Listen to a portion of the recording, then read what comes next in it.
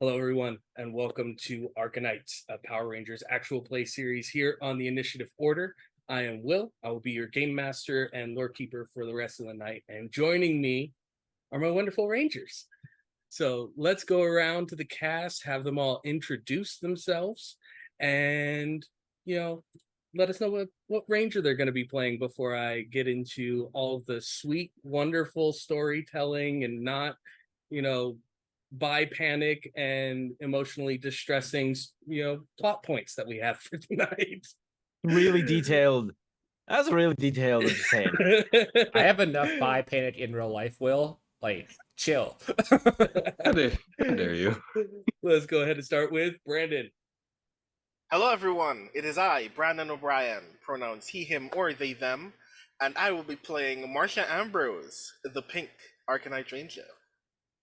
And following up, Alec. Hello, everybody. I'm Alec, or Alec the Bard, everywhere on the internet. I'm a TTRPG content creator, professional ballroom dancer, and I'll be playing Peter, the Red Ranger. Javante. Howdy, everybody. My name is Javante, your resident TTRPG goblin. My pronouns are he, him, and I'm playing Dior, the Black ArcaKnight Ranger. Krimsin. Hey y'all, I'm Krimsin Galaxy. That is Krimsin, because I'm not me without a little bit of sin. I'm a TTRPG player and performer, and yeah, you can. I'm playing Gina, the Yellow Ranger, And our wonderful tech servitor and ranger of the team, Pluto. Everyone, I am Pluto. My pronouns are they, them, and I am playing Frankie Oliver. Pronouns he, they, the green ArcaKnight Ranger. And I am Will. I am known across the internet as ArcLight Court, and I am the game master for tonight's game. And without further ado, let's go ahead and jump into tonight's episode of ArcaKnights, a Power Rangers actual play series.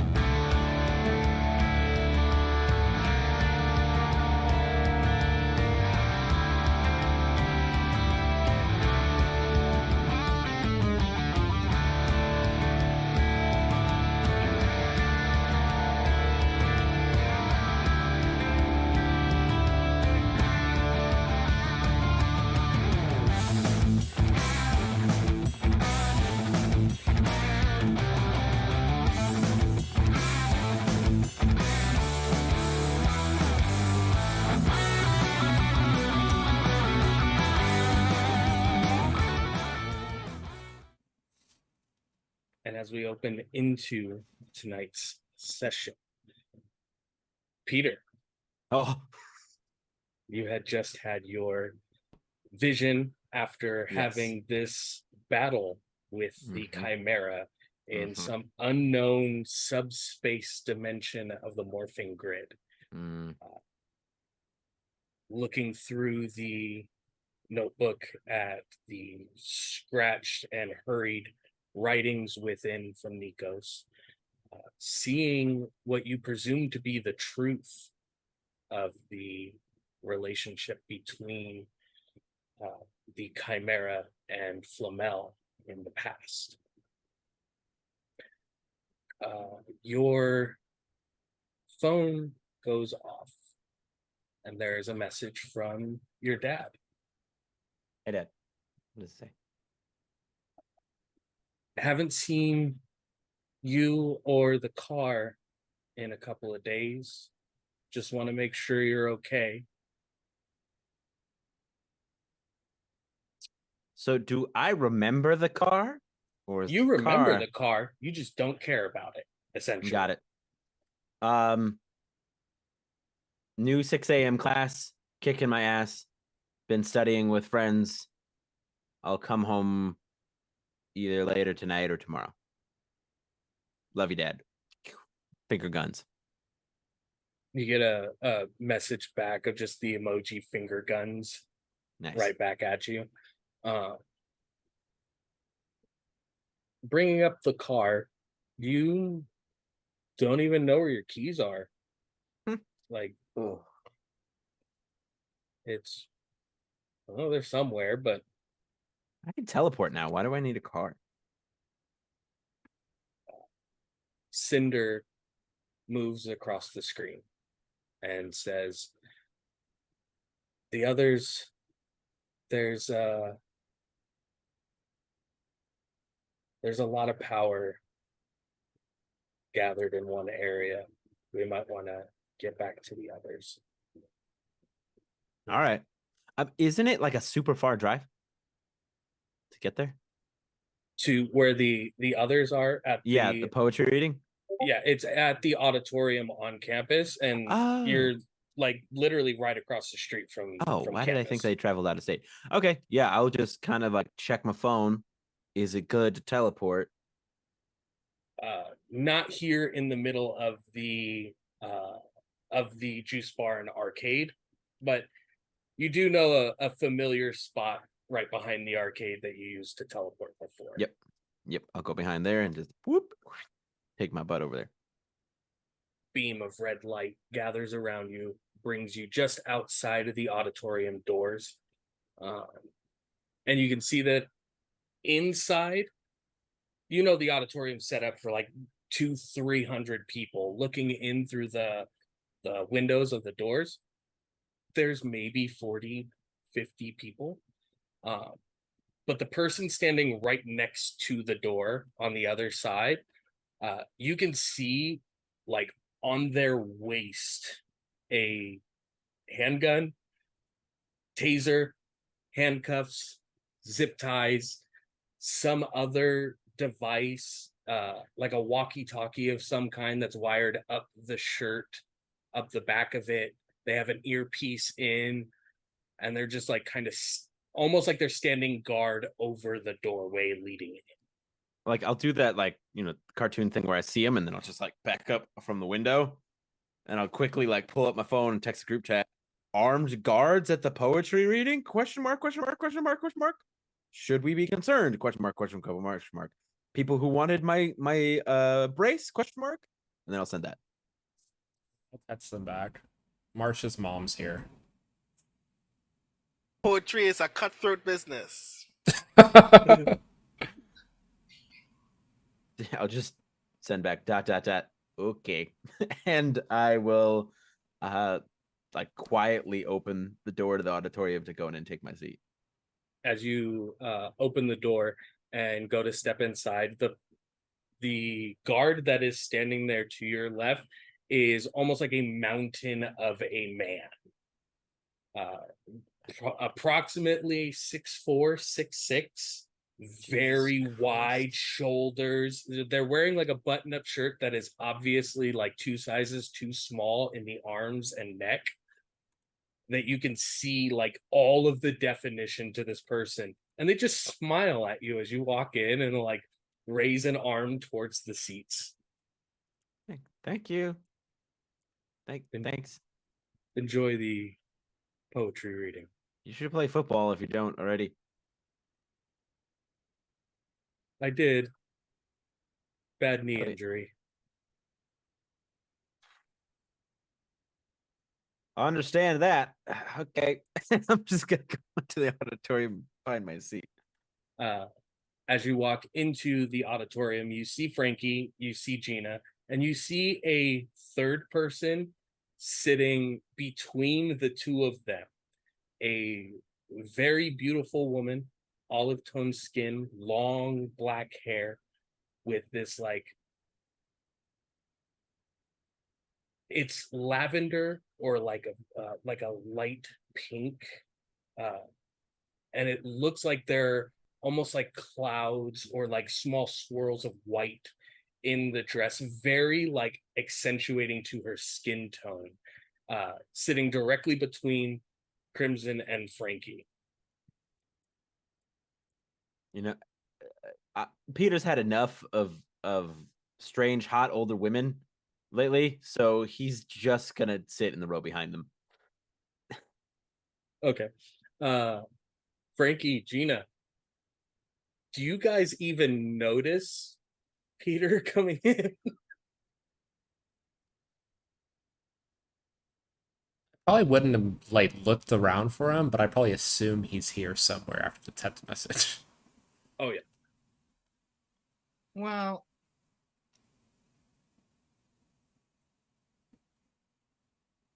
oh, I'm gonna roll an alertness to see how much I'm paying attention. It's fair. That is fair.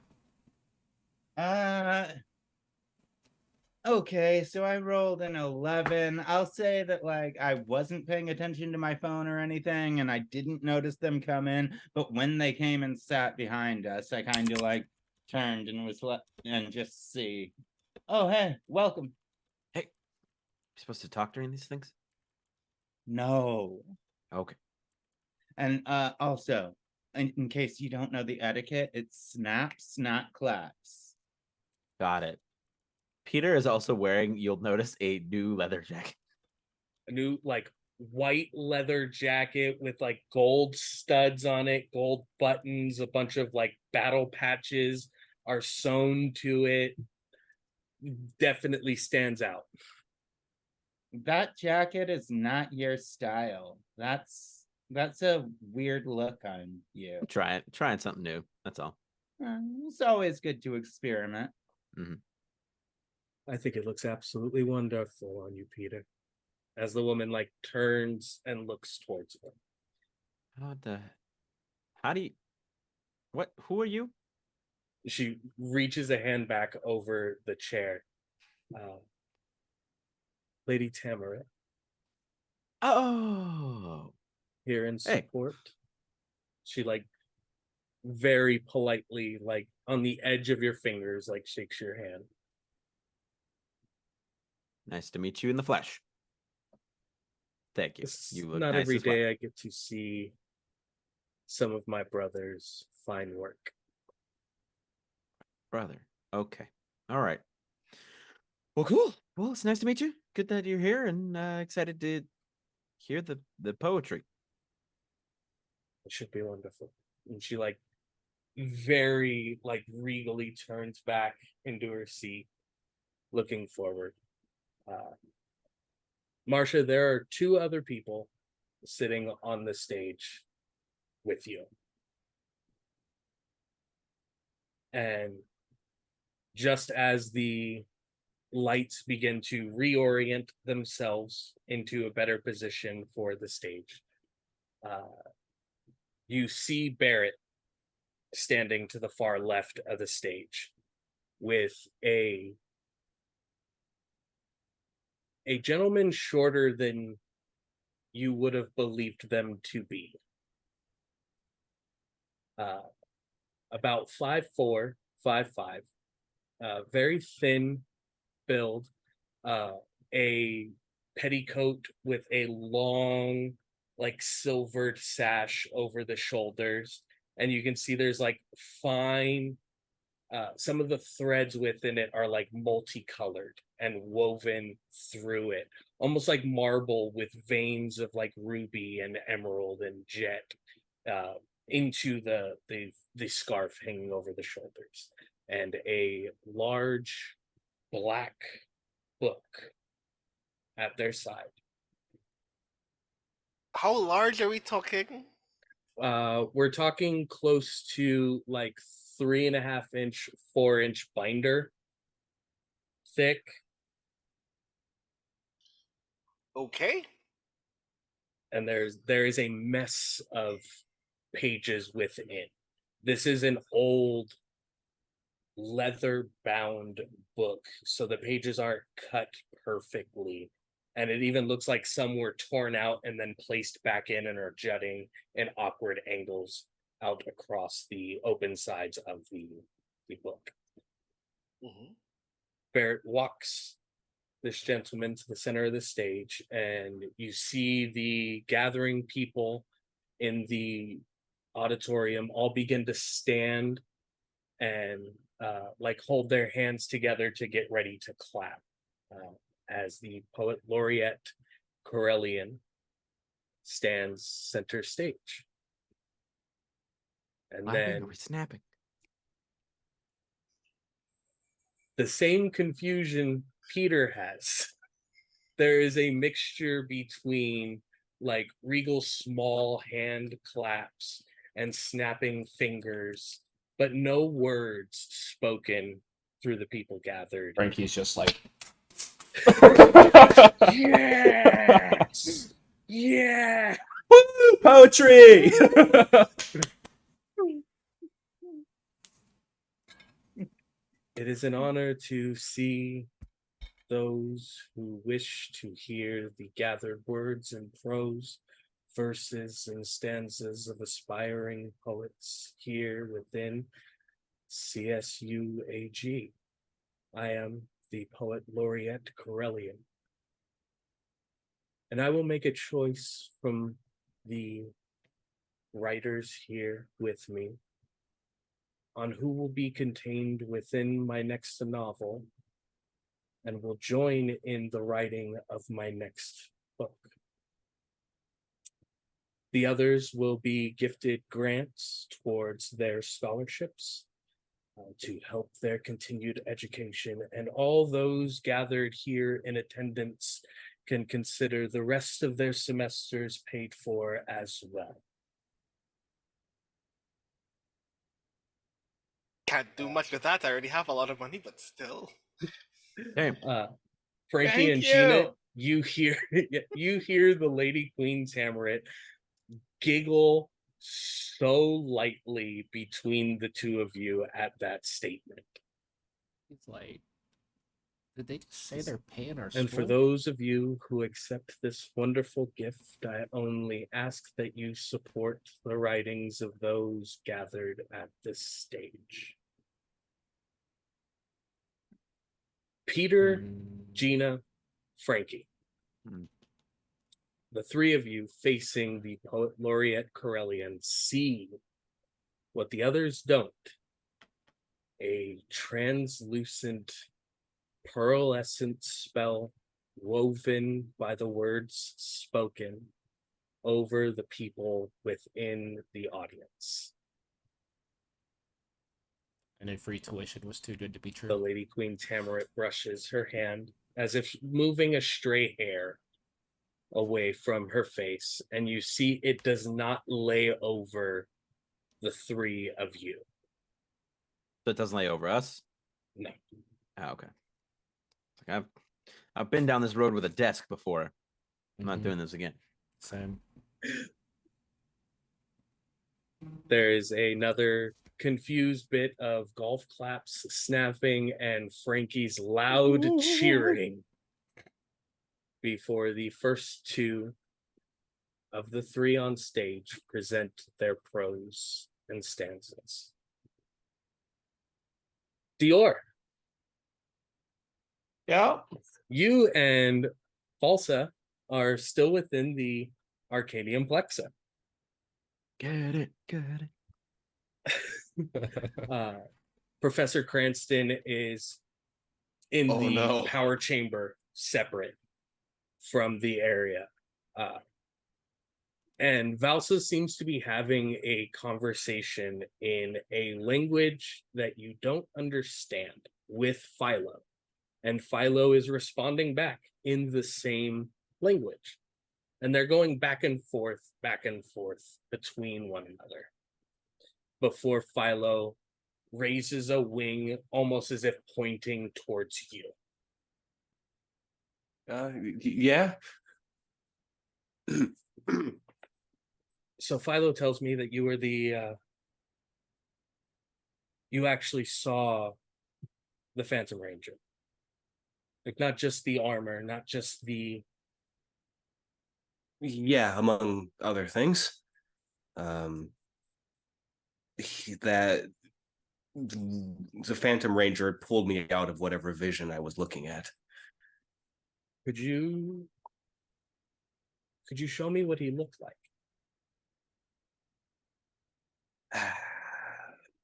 Let's see.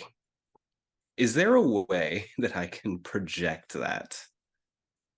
You can make a technology roll to try and create a like hologram through your visual acuity sensor outward, or you can make a spell crafting roll to create a minor illusion of them.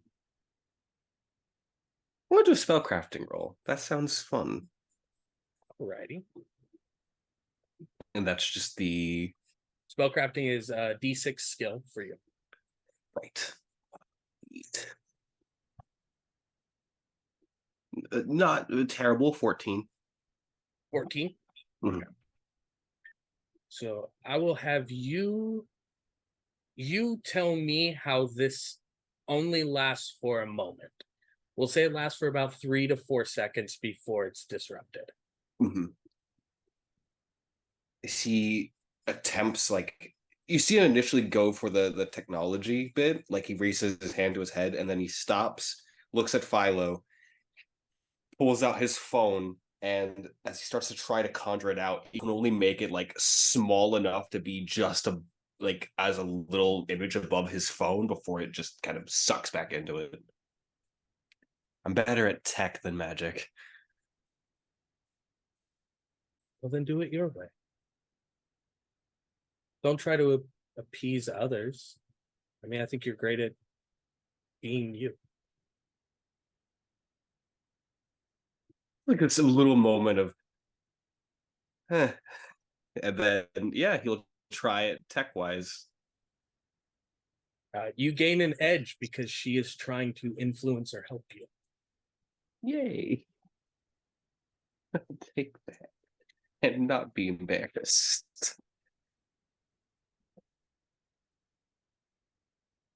19. Awesome. So leaving behind, not entirely, but focusing more on your understanding of you, the technology that is a part of you. You're able to focus parts of the Eltarian armor and the Morphing Grid energy within to display a full-sized hologram of the Phantom Ranger, and not in the curled up, unalived version of himself. This is what I saw.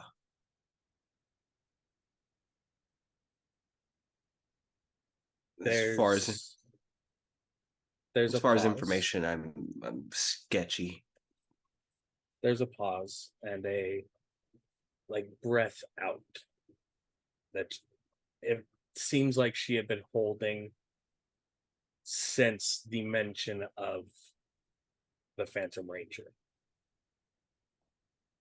She reaches a hand out towards the face. Dad said Virgil was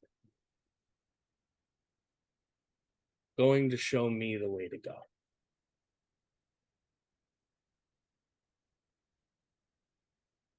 And I think he was trying to show me to you.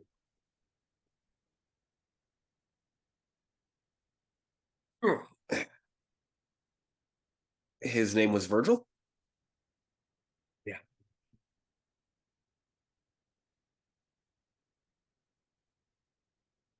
I wish I knew more about what any of this stuff means aside from how it involves me in some sense.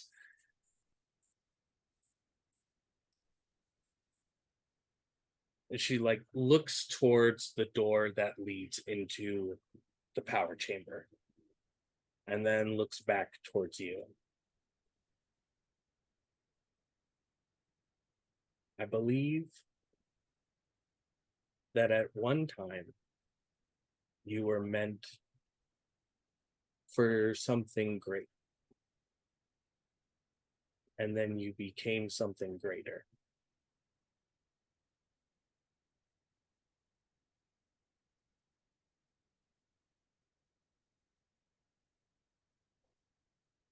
Not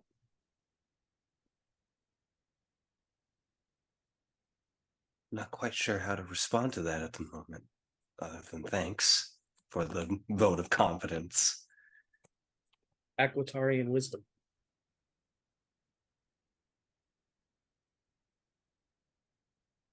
He unconsciously sticks his hands into his pockets to fidget. He puts a hand to the true shoulder and not the armored one.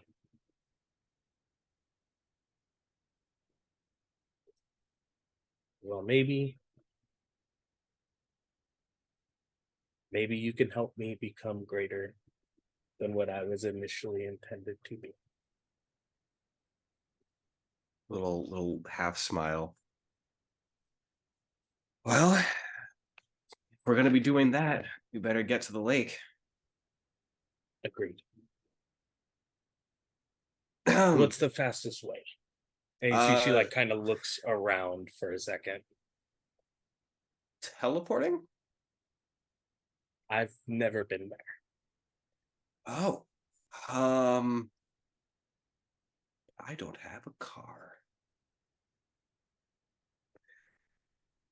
It's like, you know, looks to Philo. Philo, I have a question about one of our rides. What would that be? Is there a way to make it not look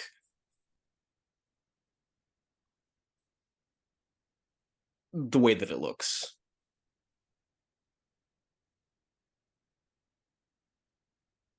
A simple glamour would work. I might have a way to get us there rather quickly. You hear Chiron. The adjustments have been made. Civilian use is possible. Appreciate you, Chiron.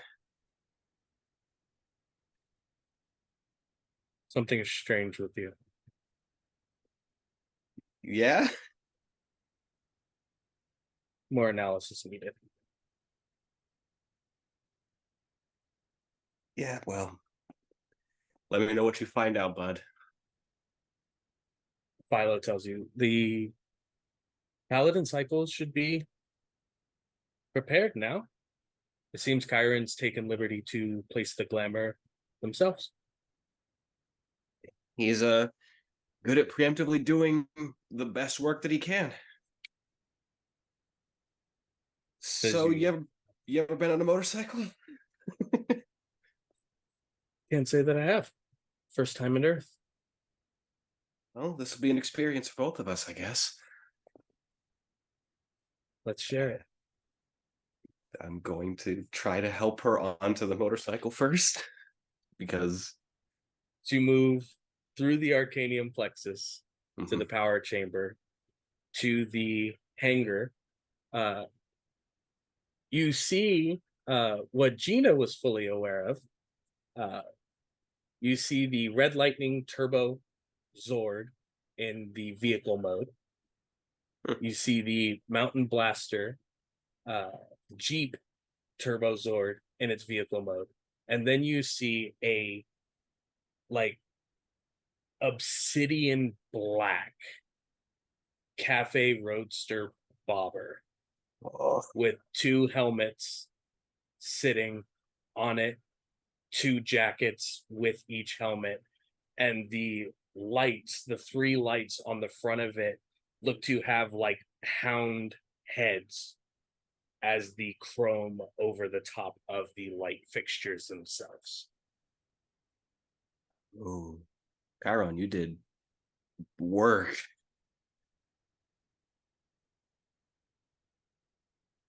Still analyzing the difference in you.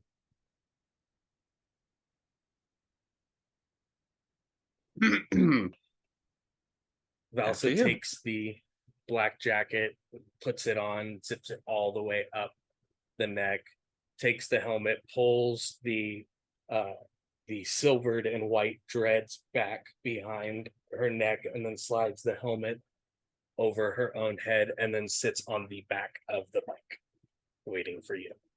take my own helmet, like rotate it, flip it around, thread back, pop on, and get on as well.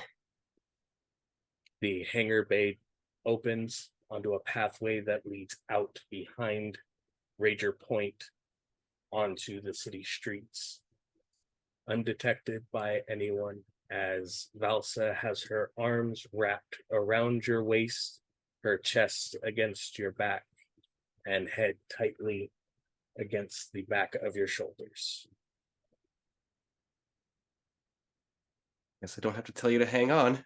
I'm going to rev once, and as soon as I hear the engine go, undo the kickstand and go.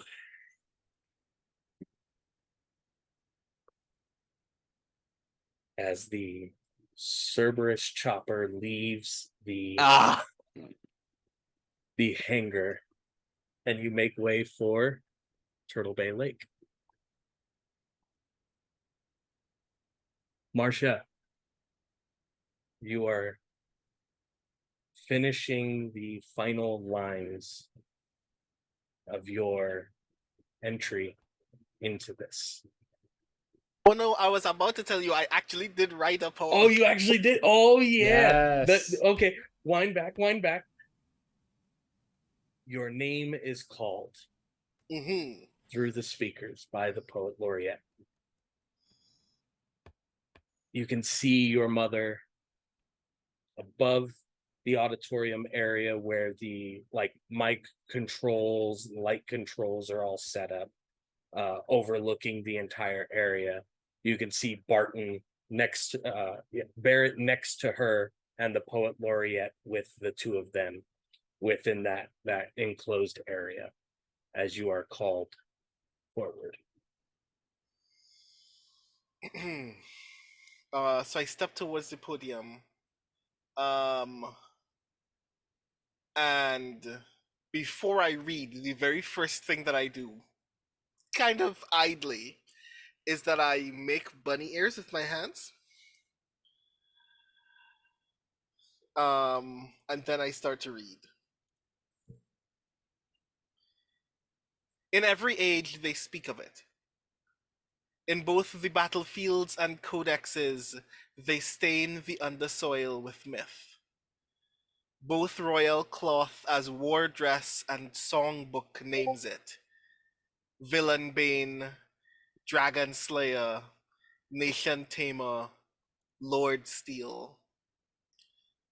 Tell every kingdom that the stone's been loosed. If the wicked find this land so genteel, then the gallant swordsman is introduced. The king by the blade, the savior of soil. He summons his siblings to challenge the rot. Each knight their own lord, each sinner they foil, reclaiming sun's glow from each shadow blot. But the days of lords have passed in harsh dust. New castles have taken the old cruel roads.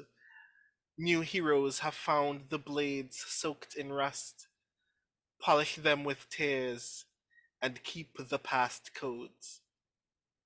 So when the shadows beg to eat our lights, and this grove its common angels reject, the heavens beg forth these newly cast knights, each spell refined, every blade blow perfect. There's hard pressed silence for a moment, as if all are waiting for the continuation, holding for another line, another verse, before the Lady Queen Tamrit stands and begins clapping. And then others stand and begin clapping as well, and it continues to grow and grow and grow until the room is filled with applause, none the like you have ever heard before.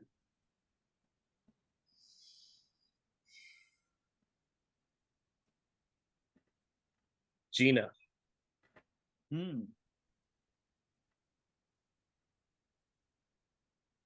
You are almost certain, inspired by the words from Marcia's poem, that you have figured out a spell combining the book that you took and one within the Arcanium plexus that could bring Flamel back. Oh, okay. This is interesting. Sorry everyone. I think I gotta go. I think I gotta go. I'll be back. Well, message me if anything comes up. I have something I need to do. And I think she's just gonna like immediately get up and just like try to find a secluded spot, maybe the bathroom or something, so she can immediately teleport into the Arcanium plexus. Okay. For the rest of you there, the poet laureate Corellian steps across the stage.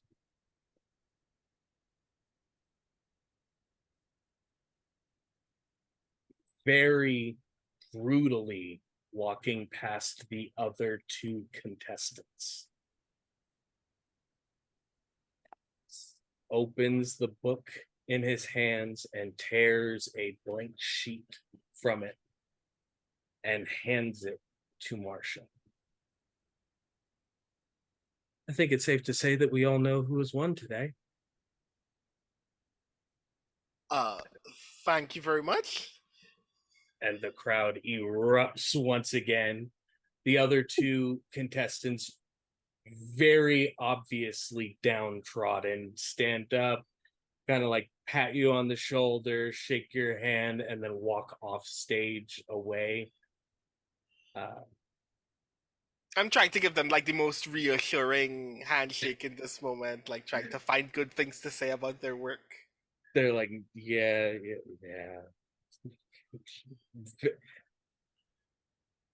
To be passed over by an idol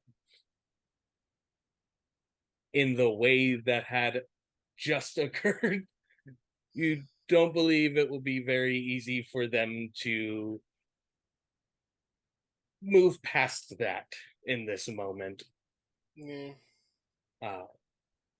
The poet laureate looks back to the crowd and says, please, by all means, carry through with what was granted and gifted to all of you and the terms of the gift that was given.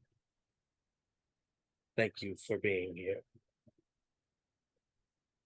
And the crowd begins to dissipate, a handful trying to move like towards the poet laureate before Barrett steps in and intercedes and is like, this is not happening. You couldn't move me even if you tried.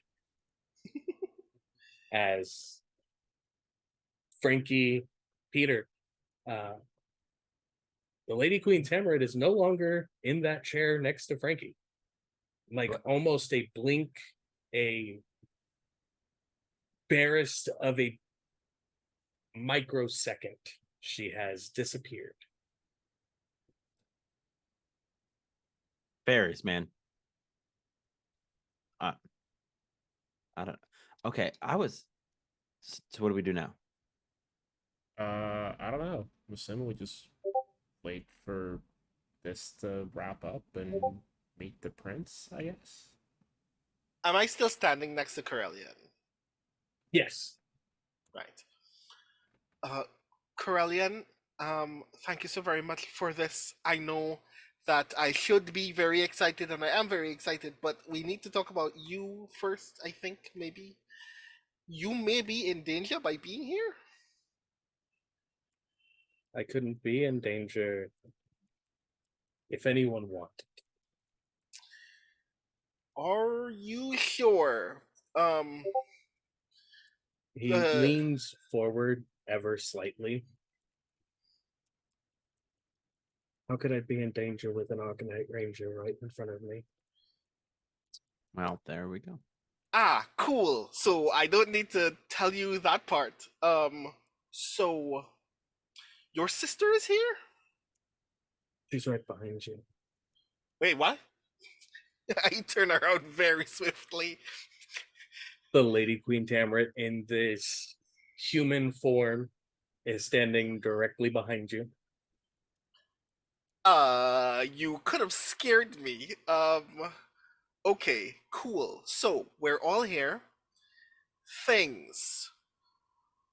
So I'm Yes. cool. My friends are also Yes.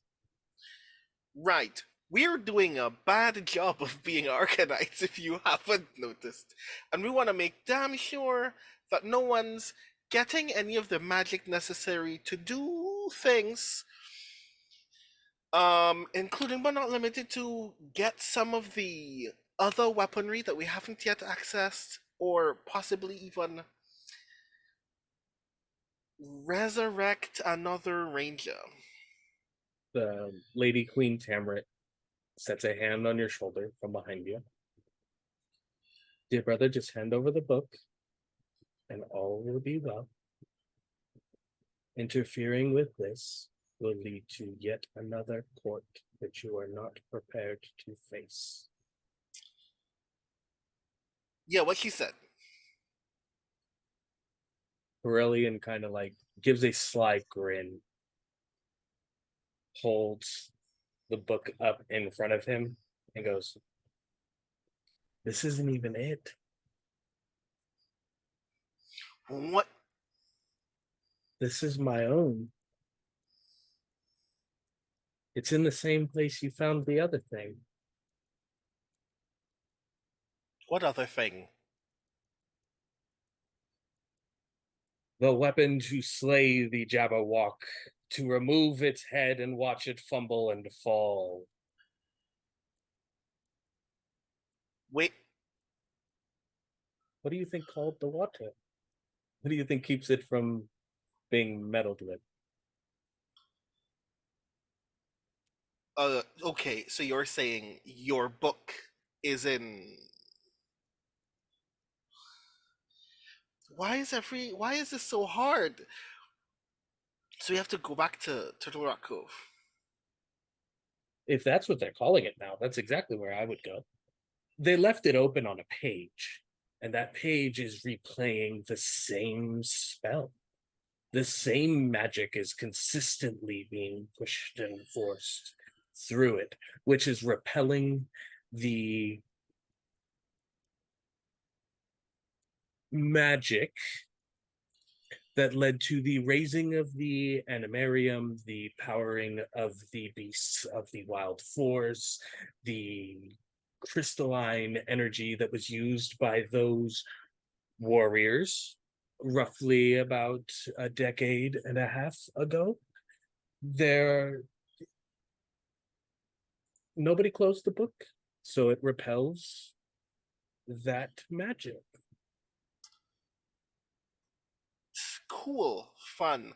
You almost drowned one of our friends. I did nothing. My book made it. I guess that's a distinction without a difference, but I'll take it. I guess we're going. I guess we should go then. I guess we should. So you're okay. You're good. Do you want to come with us? Suffice it to say that I can't explain all of this to my mom. So if we're gonna, This is no. My sister likes helping. My other sister likes destroying. I like playing. wait. Did I forget that she's your that? Who's your other sister? Just to confirm in my brain that y'all are actually related. Simultaneously, the two of them say Yamaya. Hey, that's blood? That's. Eee.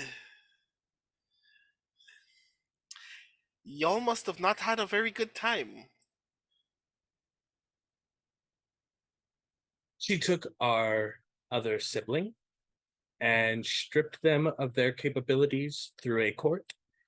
There were once 4 and are now only 3. And so with that, the balance must be maintained.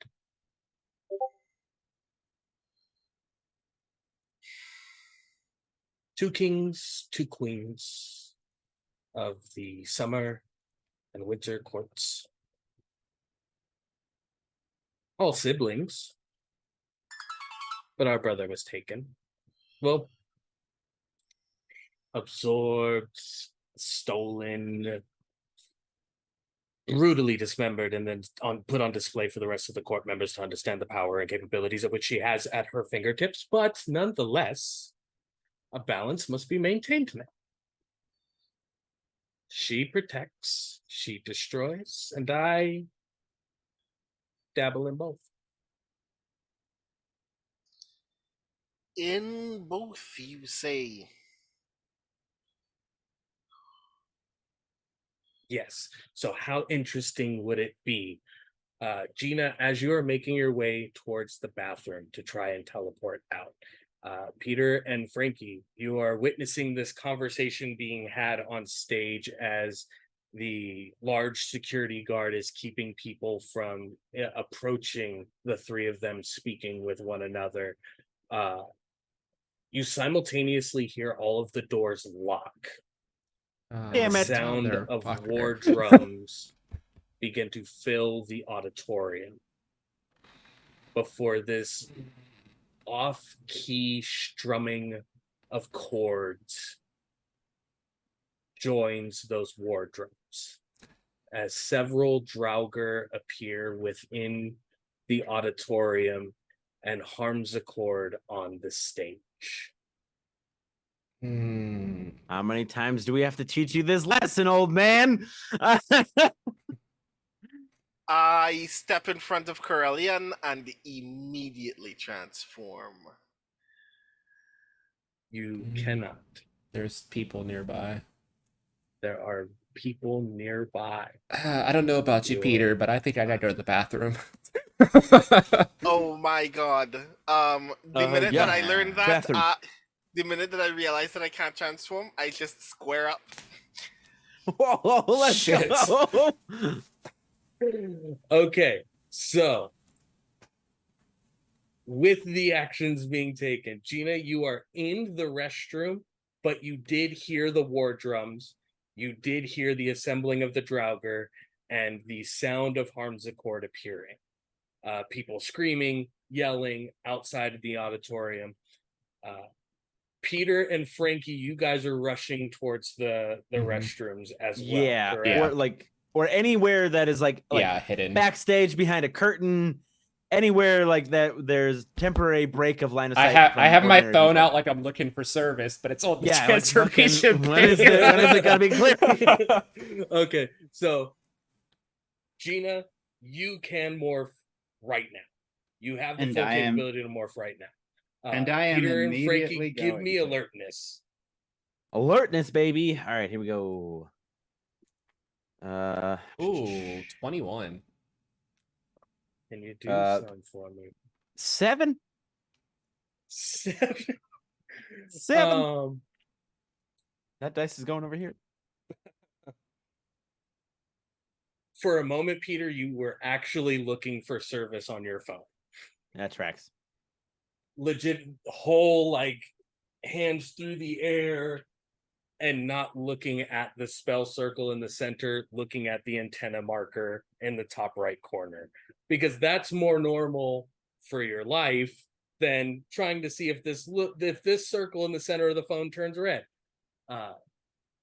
Frankie, not your first time in this auditorium.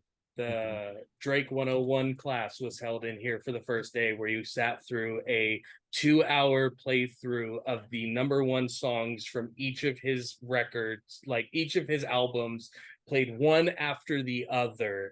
And the seat that you took was next to the storage closet, and the storage closet is empty and is the closest accessible spot to get into.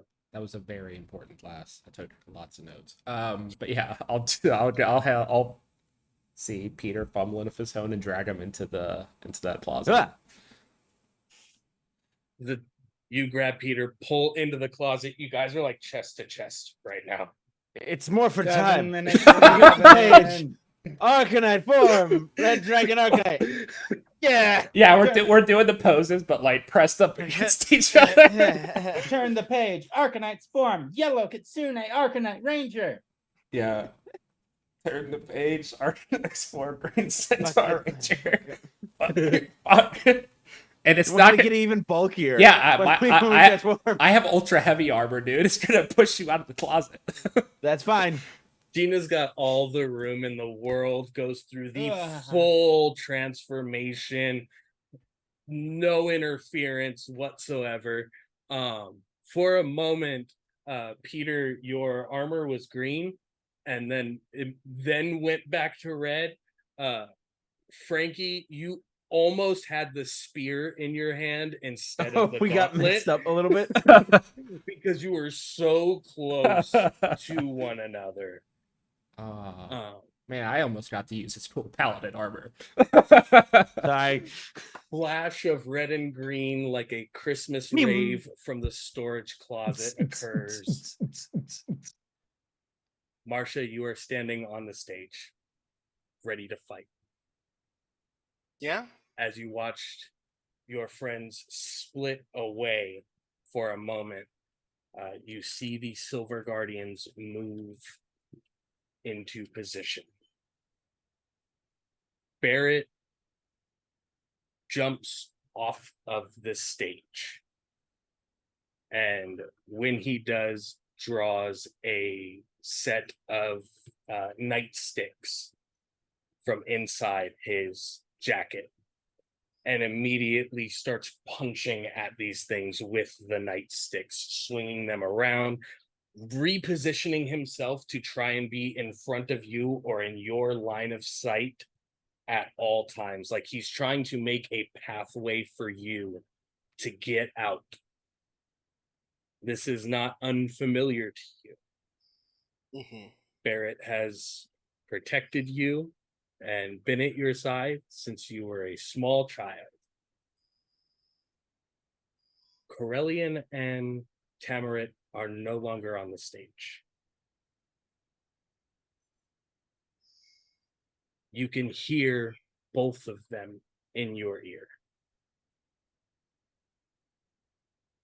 Might be a good time to, do the whole ranger thing. Would you leave her alone, Corellian? Just saying, it might be, protect the people. Or, Is he always this annoying? He's tempting. That is the phrase I choose to use out of respect for my sibling. Fair.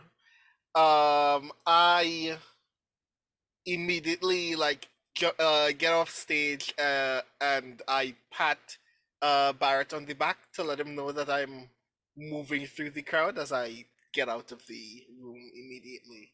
And then when I get into the hallway, then I transform. You can't get into the hallway. There are restrooms at the back of the auditorium that you could peel into that Gina had gone into. There is a storage closet that you saw Frankie and Peter become very close friends in.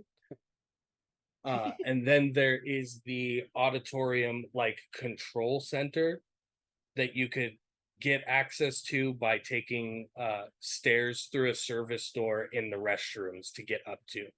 And your mother is up there.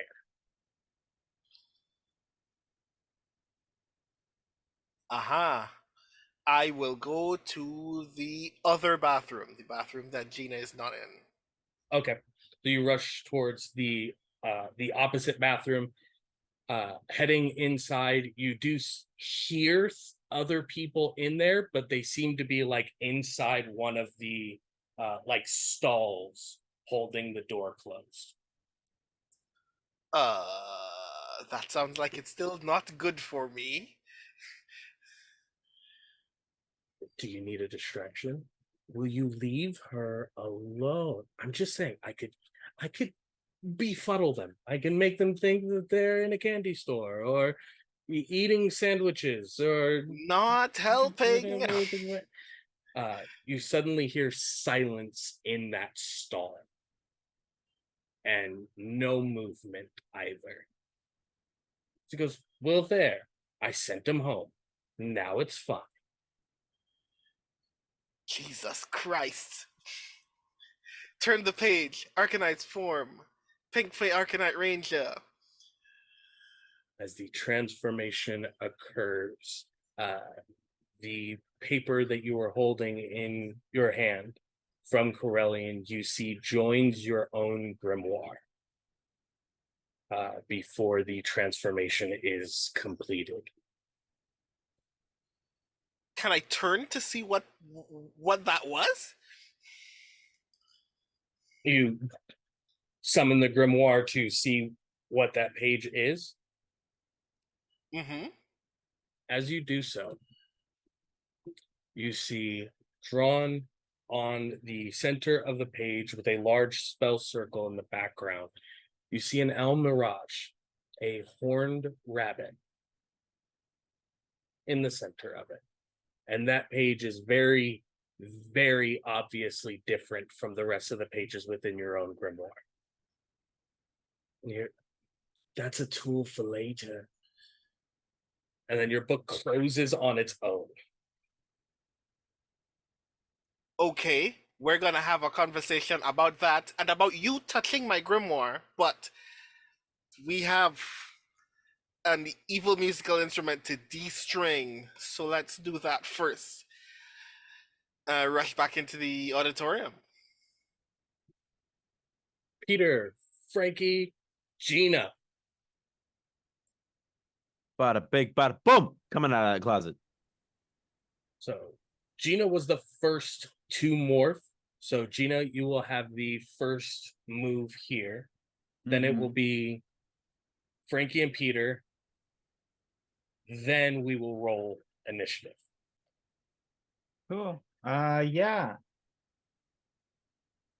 Honestly, I'm just going to immediately just run out and like, I don't know, everyone back of the auditorium, and just like try to get people to start like moving as far away as possible, and then like run and do like a front flip up onto the stage.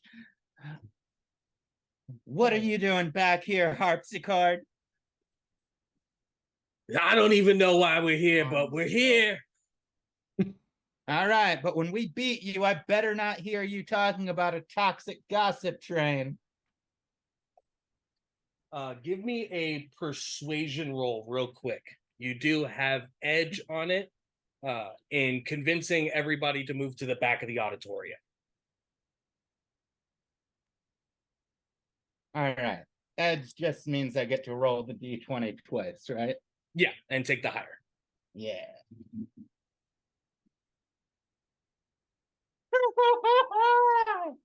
I rolled a 5 and a 4. Rip.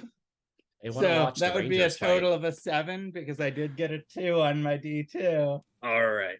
So with a 7, you see most of the people were like already rushing towards that way. The Silver Guardians, however, are not moving. They are continuing the fight against the Draugr within the auditorium. You do still have an action if you would like to make an attack.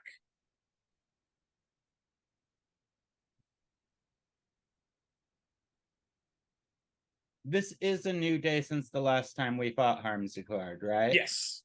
All right, so I have both of my personal power. Yes. Yeah, I'm going to go ahead and like burn a personal power and do a triple attack because yeah, that sounds like the right move. Yeah, let's do it. Go ahead and roll all 3 of those attacks for me.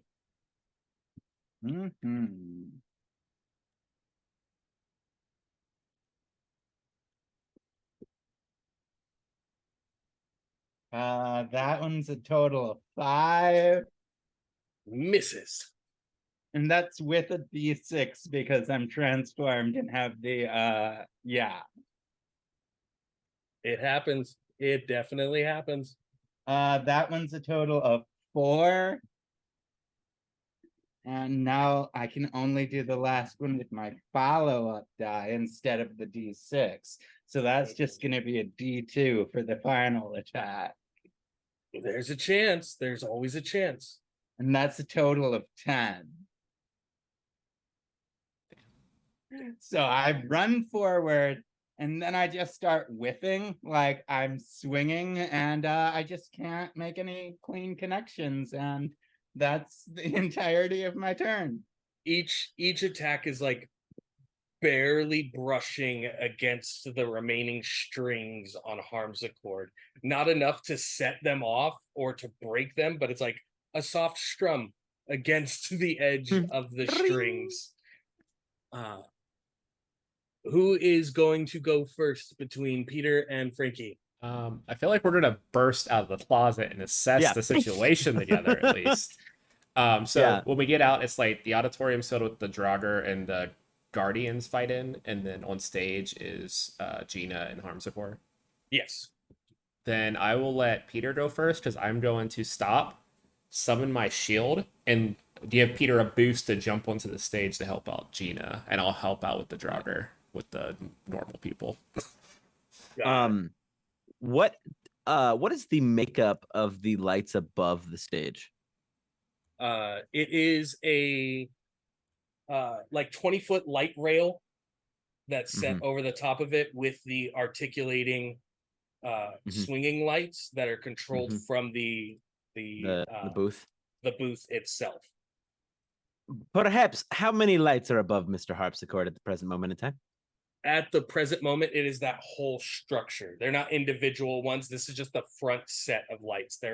These aren't the ones behind the curtain that would be used for like plays and musicals and things of that nature. These are just like the front line lights, like spotlights. Okay. All right. But there are 8 of them on that structure. Okay. You ready to give me a boost? Yeah. I just like summon the riot shield and just like get on the knee so it's like a ramp. Yep. And I'm gonna take a running start and I'm gonna leap off of the shield, like very 300 style as he vaults me into the air. Interestingly enough, while morphed, your jump speed is tripled. Holy shit. With helping, that doubles your jump speed or your jump height. So you're jumping approximately like 80 to 90 feet in the air right now. We got a new team ultimate move. Just so we're 100% on how that whole setup works. So my goal here is basically, as I'm vaulted up above the stage, is to summon my sword, and I'm gonna try to slice the light rail to drop it on top of Harpsichord, to pin him down. Are you trying to use the Paladin Draconic form? That's the one that has the sword. Yeah, you're right. I guess am I strong enough to wrench this light rail down and like come down with it? Certainly try. Yeah, absolutely. Because it's in Peter's head, the way he's rationalizing it is like the dirty fighting against Chimera worked. So he's like, I could go up there and just punch him a whole bunch, or we could just pin him to the ground and then just beat him into the dust. So I'm gonna take this running start, this launch, and just with every bit I have, I'm like blazing strikes and all, grab this rail and try to wrench it down to then bring it down on top of Harmsichord. Okay. So we will call this either a might or a brawn roll. If you have a specialization in either one of those, you can use that specialization. I have a might specialization. Okay. So we'll use that specialization for it. All right. So that's a 16 on the die plus 5, so a 21 total. Yeah, this would be his evasion, and he is currently in combat with Gina. Yeah, that definitely does it. Roll a d6 for me. I was gonna say, how much damage with a light rail? Yeah, roll a d6 for me. 6. Frankie, you help push Peter into the air. Peter, for a moment, yes, this is going to work. This is the best possible course of action that could be taken in this moment. Gina, what is your evasion total? Yeah, I saw that coming. I saw that coming. 19. 19. Oh, beans. Okay. I am going to roll a d20 and a d6. If I roll under 19, it misses you completely and only hits Harmsichord.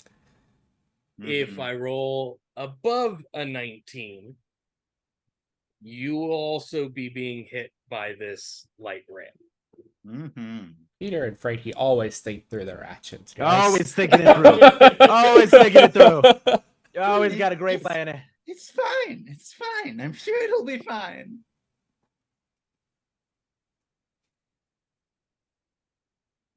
So I crit on the d4, but the d20 is only an 11. So the light rail comes down.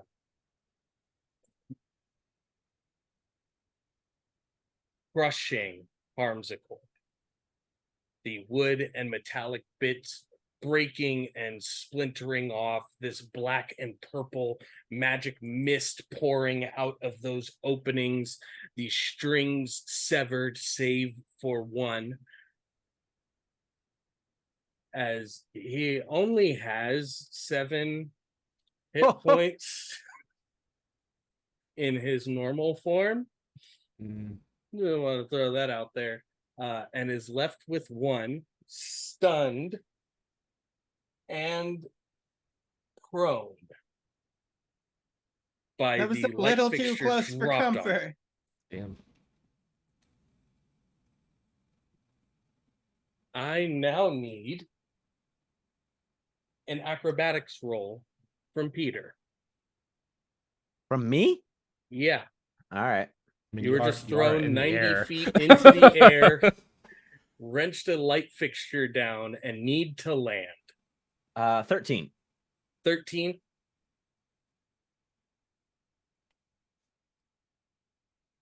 You're so glad that your knee is at like 150% while morphed, because if it wasn't, you're almost certain this would have been it for that knee entirely.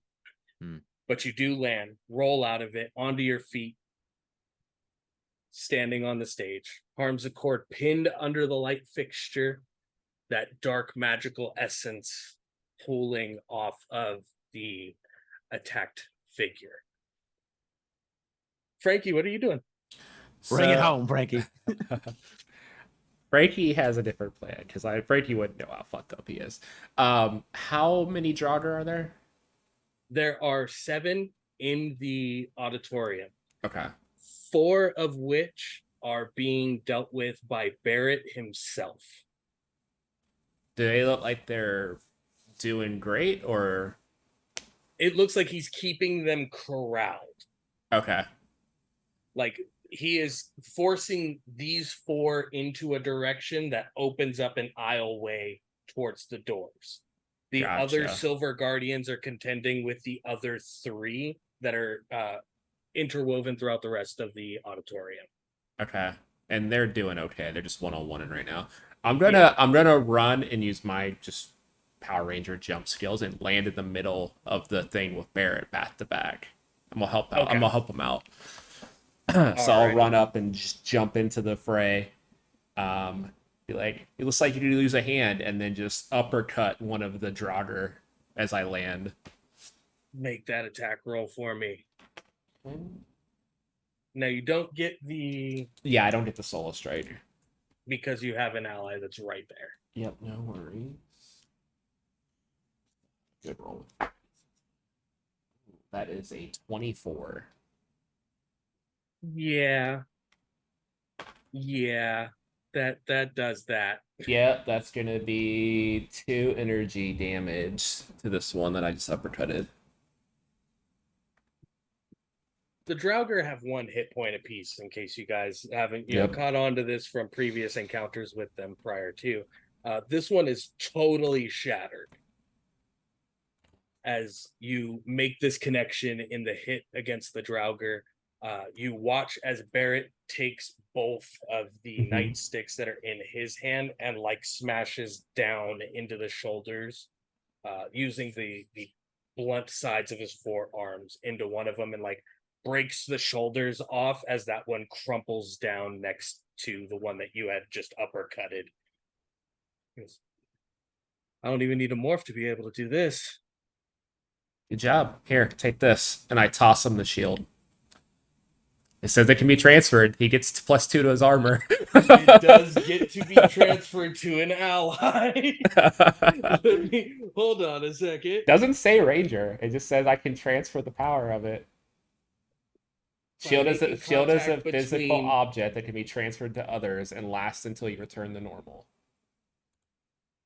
And that's using your team player skill, correct? That's just the power shield like perk. That's itself. just the power shield. Yeah, it's a okay. physical shield that I can just hand off to people and they get the benefit of it. Which is just I a thought flat. you were using the team player skill. Nope. The team player skill specifically states the other person has to be morphed as well. The shield's just pretty much a shield. I can hand it off. So yeah, I just hand it off to him.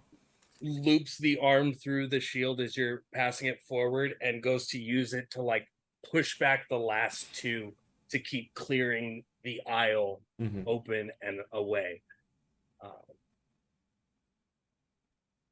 Those of you on the stage, that black and purple mist pooling from Harm's Accord is starting to condense and try and pull itself back into body. What's up, Peter? I was gonna say, is this what we've seen before when they've gone big?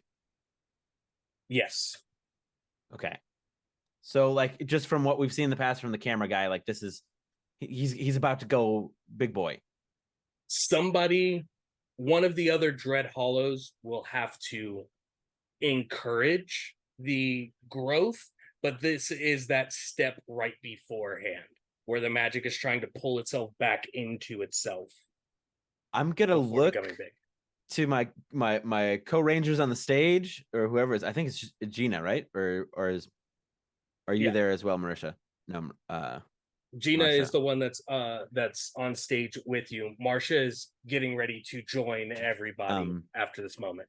I'll be like, we gotta get him out of here. He's gonna go big in the middle of the school campus, and we cannot let that happen. Do you know if we can teleport with another person? He's gonna destroy the school if he goes big here. I don't know. I'm thinking maybe we can do something with do it. magic to siphon away all of the energy that's trying to pull back into it, into Harm's Accord. That way it can't actually get the transformation sequence up, because we don't have Dior here. I don't know that if we let this thing get big, we'll be able to fight it properly.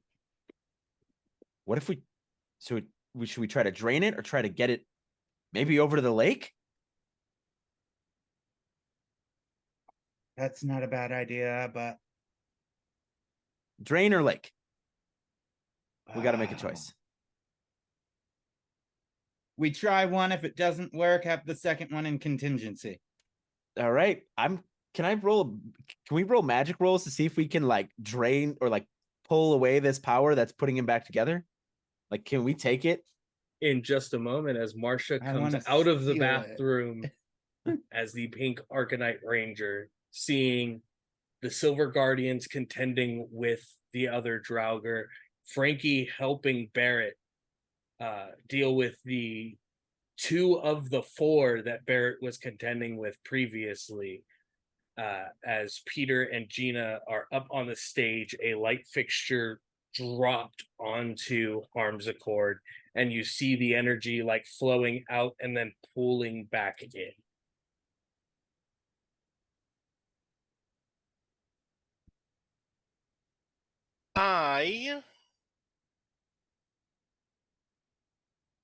How many enemies are still next to Barrett?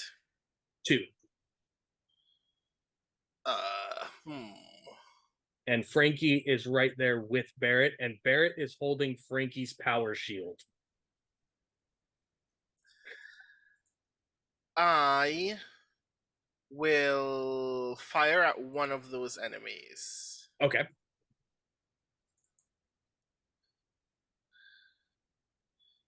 So I take out my Feywind bow and I fire.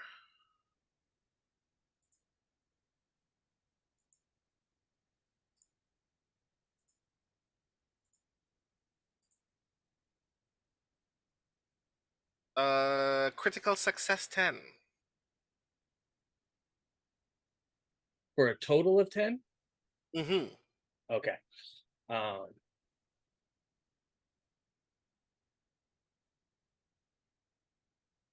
Give me that roll again with edge at advantage.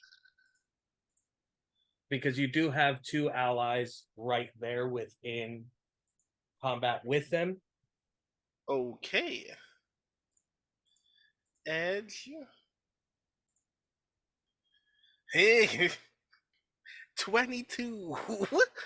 That's much better. My apologies for not stating that before the roll. With the 22, you'll be able to hit both of the remaining Draugr being held up against the wall with the power shield by Barrett with that one shot. So if you're using your volley, you can send the other arrow in another direction if you would like. No, I'll just take out these 2 then. Okay. You release the energy and it travels through the sides of the Draugr as they're being pressed against the wall by Barrett, and you watch them crumble and fall away. Frankie, for a moment, you're almost certainly convinced that Barrett just crushed these 2 Draugr with the riot shield until you saw that pink line of energy leaving the side of them before they I'm pretty clattered. sure even with the ultra heavy armor, he's still wider than me, so that makes perfect sense. And now, other than that, Marcia, what would you like to do? I'm gonna move towards the stage. Okay. I'm not gonna get all the way on the stage. I don't think I can even get that far at this moment because my speed is. You could My definitely speed jump to the stage. Yeah, I don't want to get on the stage though. I just want to get essentially halfway into the auditorium. Okay. Yeah. You could definitely do that. You get to the halfway point of the auditorium. You could see that the other Silver Guardians are contesting with the remaining 3 Draugr, and seemingly holding their own very well against them. As we move back to Peter and Gina on the stage. All right. We gonna try to drain this boy. Yeah. Do you want me to try to do the draining and you have the teleportation ready? Just jump forward and grab it just in case it doesn't work. Yeah, go for it. All right, cool. You're probably better at the magic than I am. Well, we're actually mechanically speaking, we're the same at magic, but Mechanically, no. At no? this point, Gina, you are at a D8 in your magic skill, not a D6. Oh, dang. All right, sick. All right. Dope. Yeah, I'm going to try to like gather all of the energy from the smoke and just like try to channel it directly back into the grid. Okay. Go ahead and give me that roll.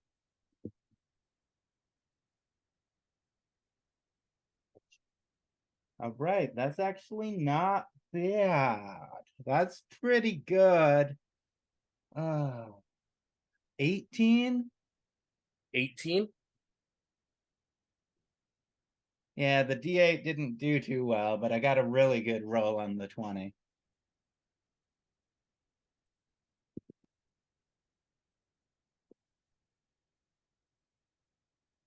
Gathering the energy, pulling it, you can see now even finer into the magic that you're summoning. You can see Saren almost like leaping through the weave as you're presenting it, that line and tether of magic moving and gathering this Go get it, mist buddy. all together. And as it's pulled into this like amorphous attempt of a sphere, like an amoeba still trying to form itself to fit into a space, Mhm. some of it is pulled to the grid. Some of it is pulled to your own grimoire.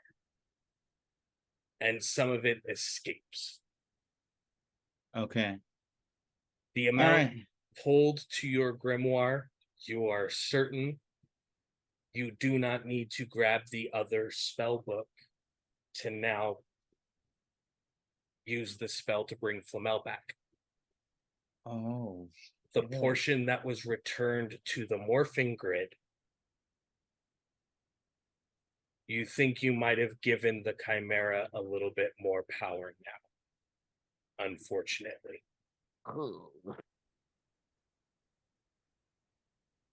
I'm just trying to get all the grid energy away from the evil people. But you have essentially rend it into thirds. Peter, you do see that a fraction of it has failed. Is your response to, at any failure, immediately teleport it? Or That are you was the waiting? plan. That was the plan. Okay. Now like you that, give me like- the spellcrafting roll. Well, it's to teleport with him. Spellcrafting roll. Yeah. Oh, beans. Oh. Where's? 'Cause Hey, that's not bad. Okay. We're going off of instinct right now. Yeah, so it's a 14 on the die plus 3, so 17. 17 total. Yeah. You see that portion that failed and broke away from the spell starting to return towards Harm's Accord. And with your grimoire out, immediately reach a hand out towards Harm's Accord, place a hand onto this creature, and attempt to teleport it to the lake before Meet you at the energy lake. can get to it. And you are pulled. And you feel the pressure of Harm's Accord's body being pulled with you under your hand as you are teleported out of the auditorium. Oh no, he didn't say to the lake. Oh no, That was the destination you intended to go that to? was. I was just saying you were teleported away. I was like, you didn't say where I was going. You Okay, didn't cool. specify where at the lake. You're gonna be back in it. You're gonna be in the middle. Your of the last lake. memory of the lake is being in the water. Love it. Hold on, let me mute. Isn't it the water that eats morphin energy too? Mm-hmm. Yeah. Mm-hmm. Yeah. Great, it's great. Love this. I just Gina. wanted to go on a date, dude. I'm sorry. Gina, Marcia, Frankie. You see Peter teleport away, Mhm. taking Harm's Accord with him. You can teleport to the coordinates of your ally while morphed. Would you like to follow your ally to the location they are teleporting to? I'm gonna turn to Barrett first. Like, do you think you can handle the rest of these things? He's already like putting the shield onto your chest and walking towards the other Silver Guardians on the other side. I'll take that as a yes. Okay. Are you two ready? I look up at the stage. Immediately I immediately bolted out at the as soon as I could latch onto that energy and get taken with the teleportation. I immediately just grabbed it, so I'm gone. So you went with the teleportation that Peter did as well. Gina. Yes. Okay. So it is Marcia and Frankie who have to decide if they are teleporting to the exact same coordinates that Peter, Gina, and Harmsichord teleported to. Yeah, we should go, shouldn't we? Yeah, we should. We know where they're going though. We know the lake was the objective. Yeah, I did shout Yeah. that out before Yeah, then I went. feel like we would. I feel like I would just teleport to the lake. I wouldn't specify. I wouldn't think I would need to follow the coordinates. Yeah. Plus, I don't think Frankie's smart to figure all that out. He put, okay, let's see, lake. Okay, there's over there. Let's just go there. Give me a streetwise. Okay. Streetwise. Frankie is taking a pop culture major degree at a Cal State University, not taking away from their intelligence whatsoever. But in the quick response of a moment, I'm gonna burn a story point. woo! First one. Okay, that made it an 18. Okay. First one was a 9. You're like, yeah, I'll teleport to the lake. Not in the lake, but to the lake. Yeah, just because I study Canadian pop culture doesn't mean I know where stuff's at in LA. Well, okay.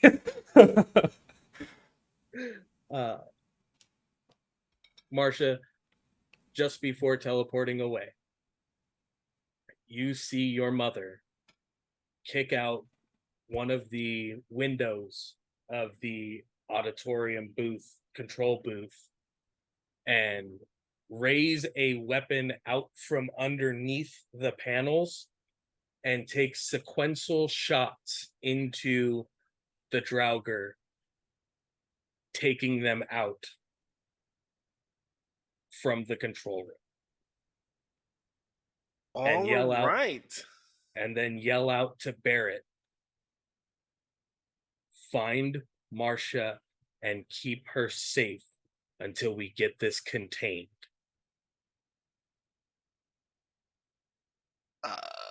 That's gonna be a conversation at some point. I immediately teleport. Dior, I want you to describe to me the feeling of having this Aquatarian being holding you, nestled against you as you ride a brand new motorcycle that you instinctively know how to control and ride, all the way to this beautiful lake. It's shaped like a turtle. There's free parking. You ever heard the Bring Me the Horizon song Follow You? Yes. That's just the only thing that's going through his head right now. He is simultaneously on cloud 9 and is also just super nervous. He knows what he is doing, but instinctually he's constantly looking down at the speedometer. He's constantly looking around to make sure he's doing everything correct. He has a million thoughts running through his head that are interfering with the hundreds of other things that are supposed to be happening at the same time. So he is very happy and exceedingly nervous all at the same point.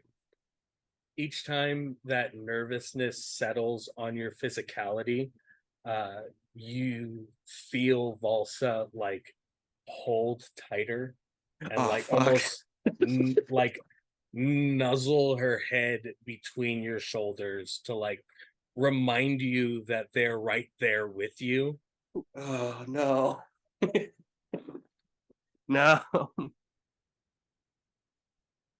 And then there are flashes across the inside paneling of the helmet as you see the yellow ArcaKnight Ranger morphed, green, red ArcaKnight Ranger morphed, Harmsichord detected, Draugr detected, combat, pink ArcaKnight morphed, magic increased, morphing grid interaction, dark morphing grid energy rerouted, like one after the other in the course of 15 seconds, flashing through the visor as you are making your way towards Turtle Bay Lake.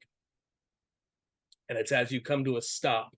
Akira slide stop, yeah. As you come to a stop,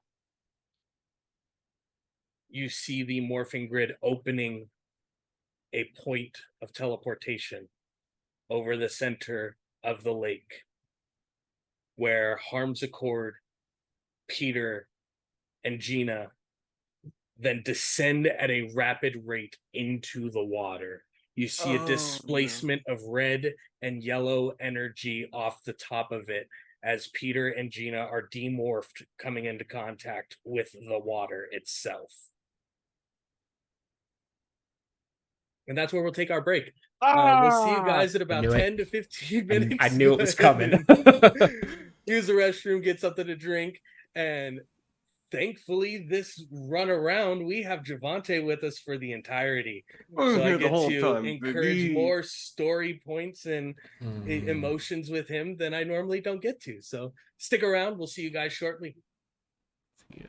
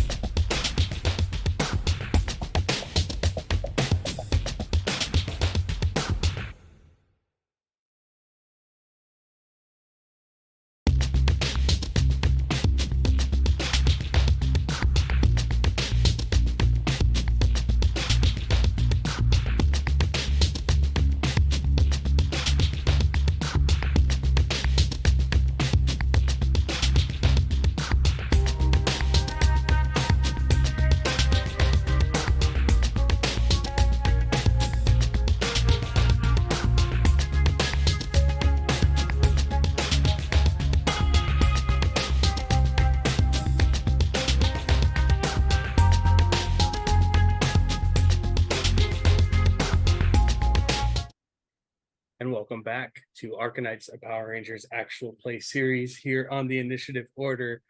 Where we last left off, two of our Rangers had teleported with the monster into a lake that dispels Morphing Grid power, and they're currently demorphed. One of our Rangers was enjoying probably the greatest motorcycle ride of their entire life, and then was quickly hit with a panic attack of information in the span of 15 seconds. And our other two Rangers are teleporting to the lake. Dior, as It's you fine. It's the same coordinates, right? jump off. Yeah. As you get off of the lake, or get off of the bike, Valsa jumps off with you, like pulling the helmet immediately off, seeing everything that's happening. Crap. They're gonna need our help. Yep. Slight problem. I can't get in the water. What? So, points to the other side. Made a morphing grid tech. That water zaps it off. Not sure what'll happen, but since most of my internal organs are powered by this, I'd rather not go through a cardiac arrest.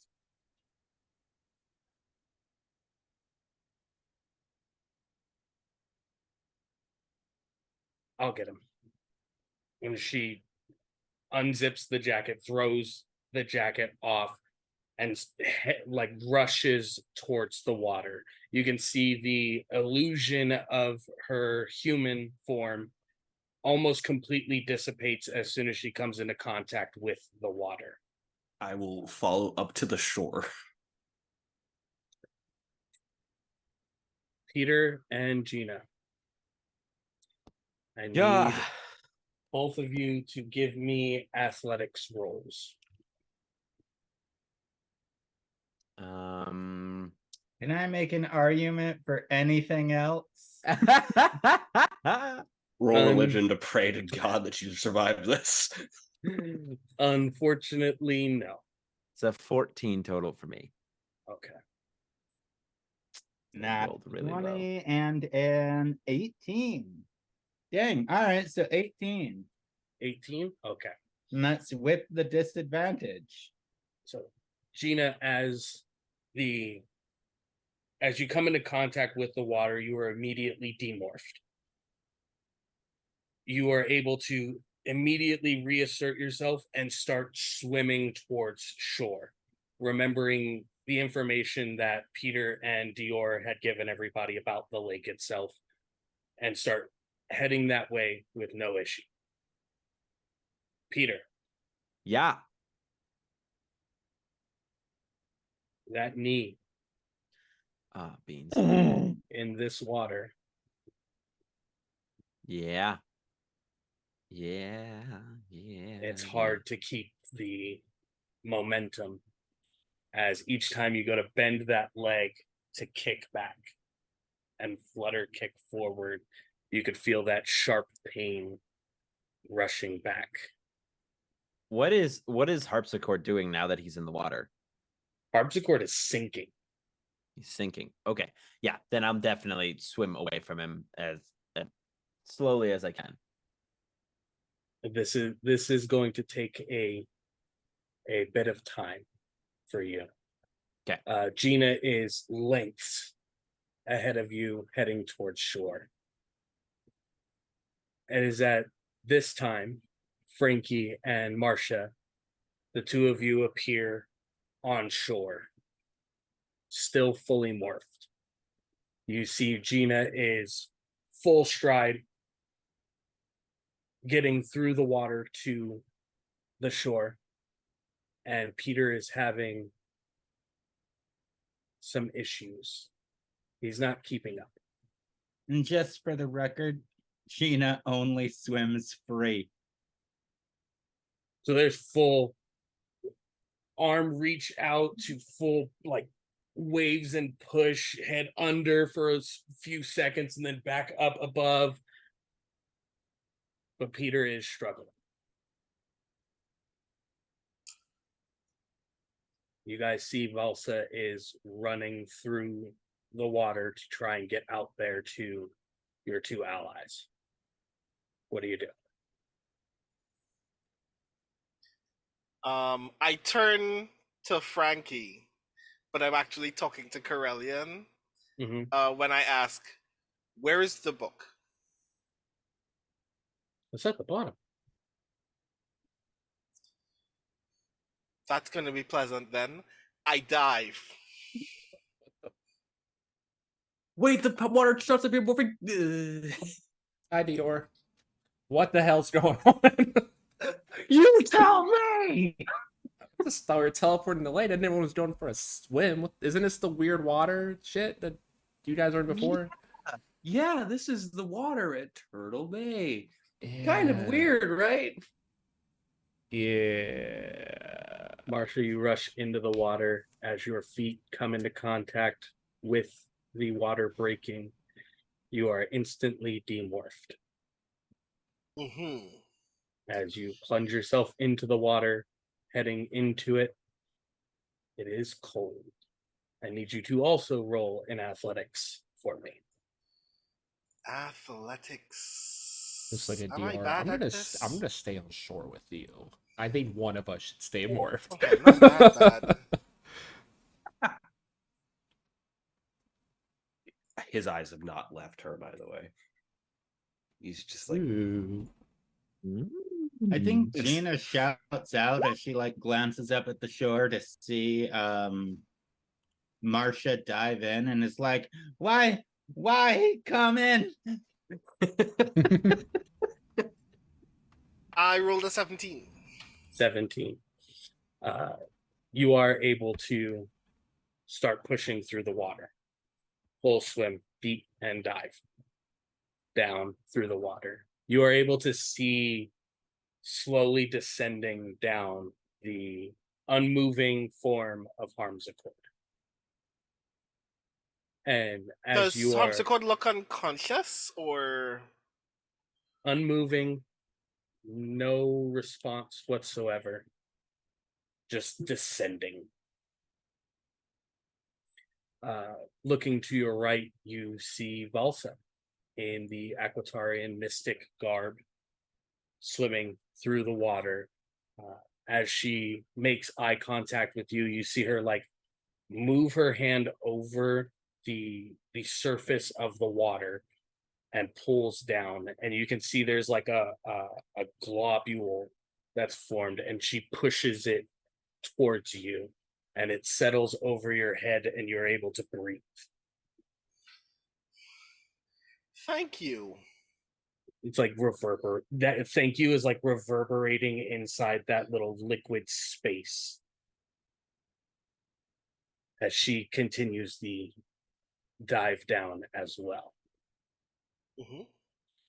Peter, give me another athletics roll. If you insist. Nat 20 plus 3.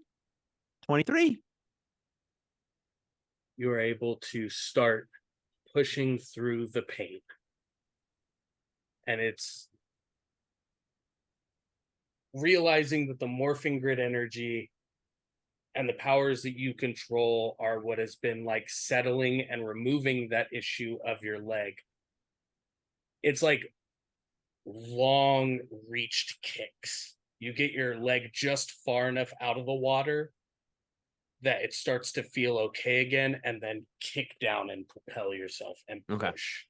Able to like try to fight off that interaction between the Morphing Grid energy and this water. Gina, you were able to get to shore. You see Frankie is still standing there, fully morphed. Dior next to him, staring into the water with the fiercest amount of attention possible.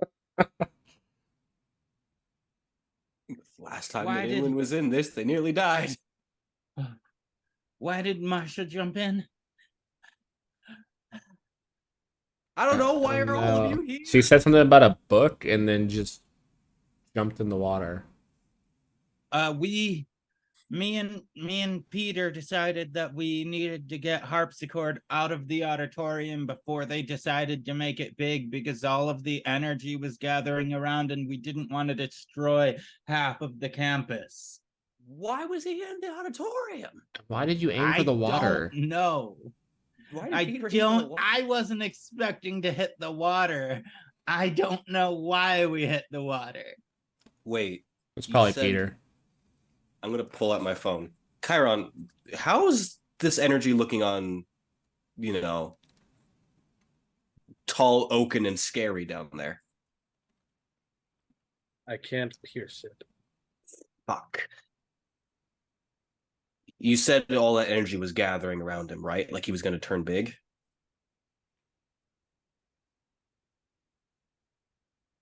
Who are you asking? I'm still swimming, I think. Gina. Oh yeah,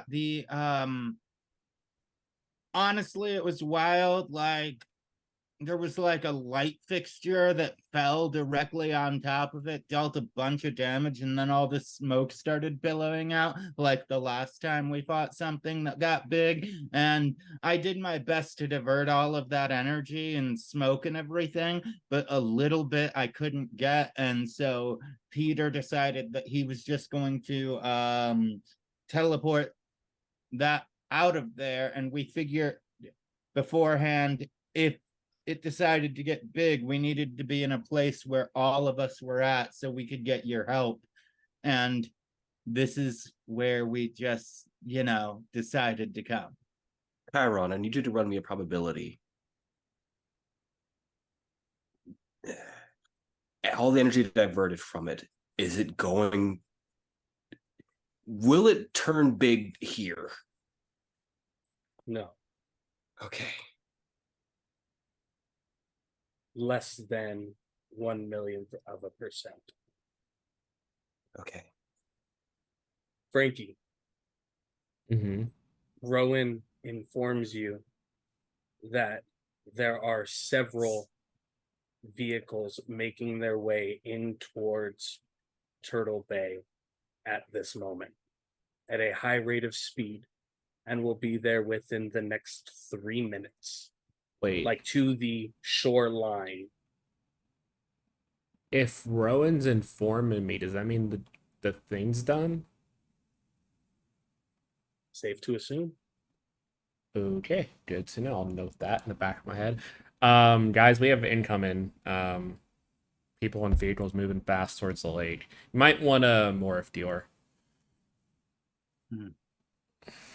All right, let me morph back up while we're at it then. If I can make it work. Straight down the Peter, you water, I make it think. to shore as Frankie says that those vehicles are incoming. It's morphin time. Like, just he's nursing his knee.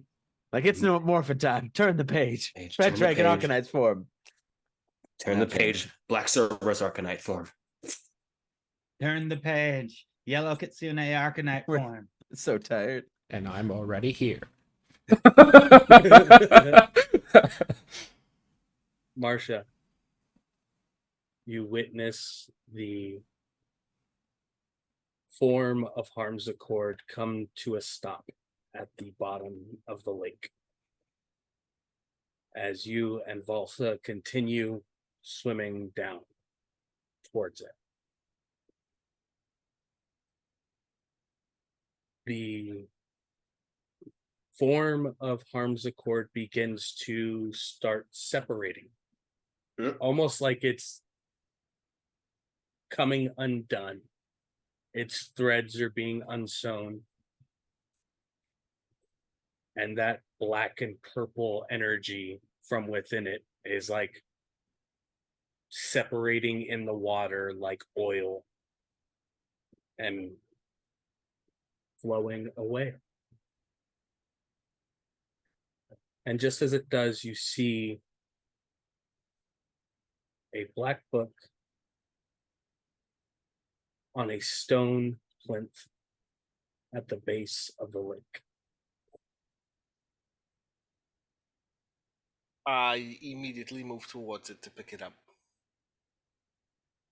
You and Volsa get there almost identical timing. And as you settle and go to reach forward to grab the book, the pedestal that is holding the book you see glow with a blue light as Volsa's hand reaches towards it. And in that moment, the bubble around your head disappears. The book is in your hand. And Valsa has now appeared as the blue ArcaKnight Ranger. Oh, Hey, we got the full rainbow. I am like gesturing in excitement, Go, go, Power and then it dawns on me that I cannot breathe. As soon as you make the, start pointing towards Valsa, the blue energy reaches out from her own form and cocoons around you, giving this soft emanating light around your body as you are once again now able to breathe here in the water. And you can hear Valsa. So you're... I'm assuming this is what I was called for. That's rad. I can think of a couple people who are going to be very pleased to know you're part of the team. But we should get back out. up now. You see, I would like to spellcraft. what are you trying to spellcraft? I essentially want to make a water elevator at the center of the lake to just push us all the way back up. Give me a spellcrafting roll. Cool. That's 1d20 plus 2. Well, plus 1d2. Spellcrafting is a d6 skill. Aha.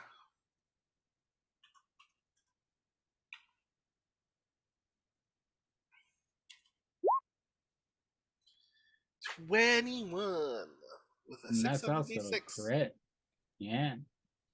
You are able to pull and form the energy within the lake around the two of you as it begins raising and lifting the two of you up. It's now standing next to her. You hear the Lady Queen Tamarit. I was wondering when Jiraiya would join us. I'm glad they're here.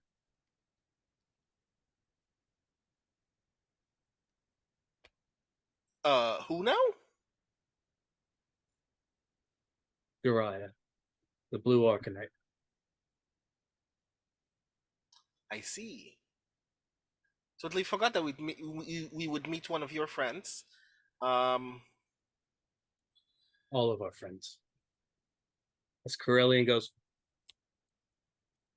the big frog is nothing compared to what I gave you earlier today. Trust me, it will be a greater addition to the rest of your team and to your Zords than whatever it is that they think that they can give to you. Of course, I believe you. But you're gonna have to prove that you can actually trust you, considering I think I know what happened back there. Safe to say, none will ever be the wiser. You like causing trouble, don't you? I wouldn't say trouble. As you are I now would. Standing on the top of the surface level of the lake, the four of you see next to Marcia the blue Jiraiya ArcaKnight Ranger. The motif of the poisonous dart frog. So cool. that's awesome. So why exactly are we waiting to fight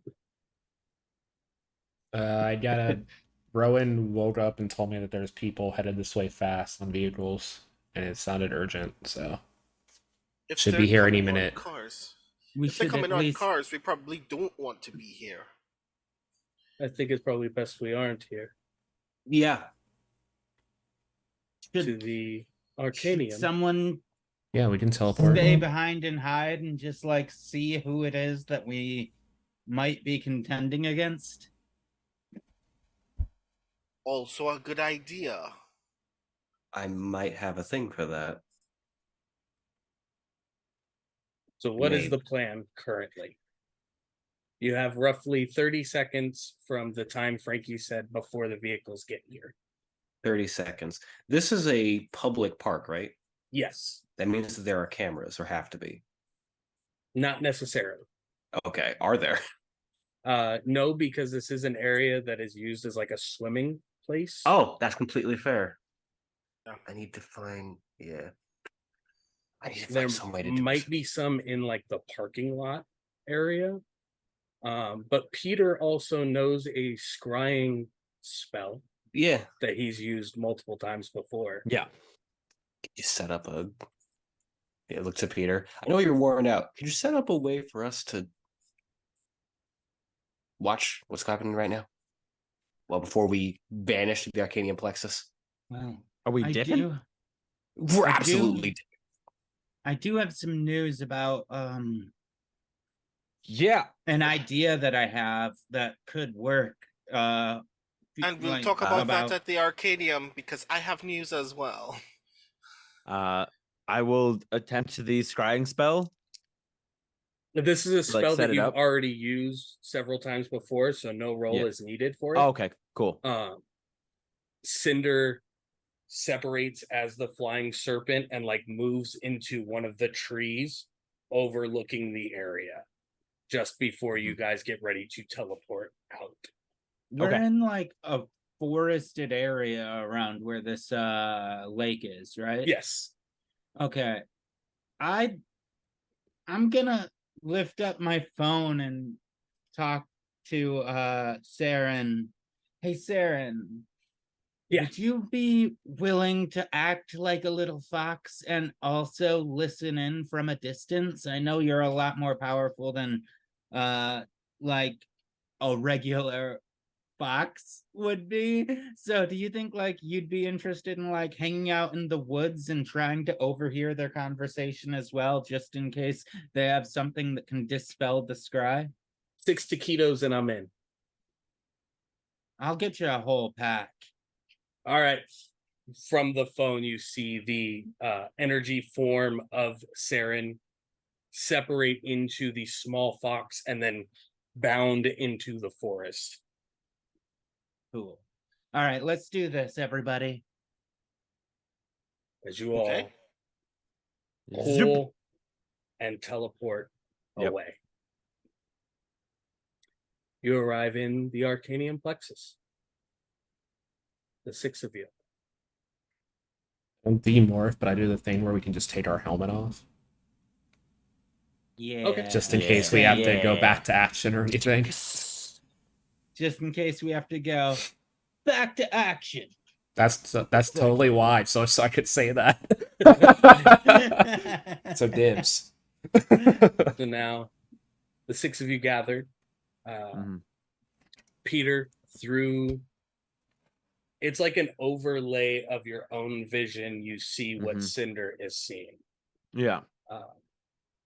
Several black SUVs come to a screeching halt just before the shoreline as several men in black suits step out.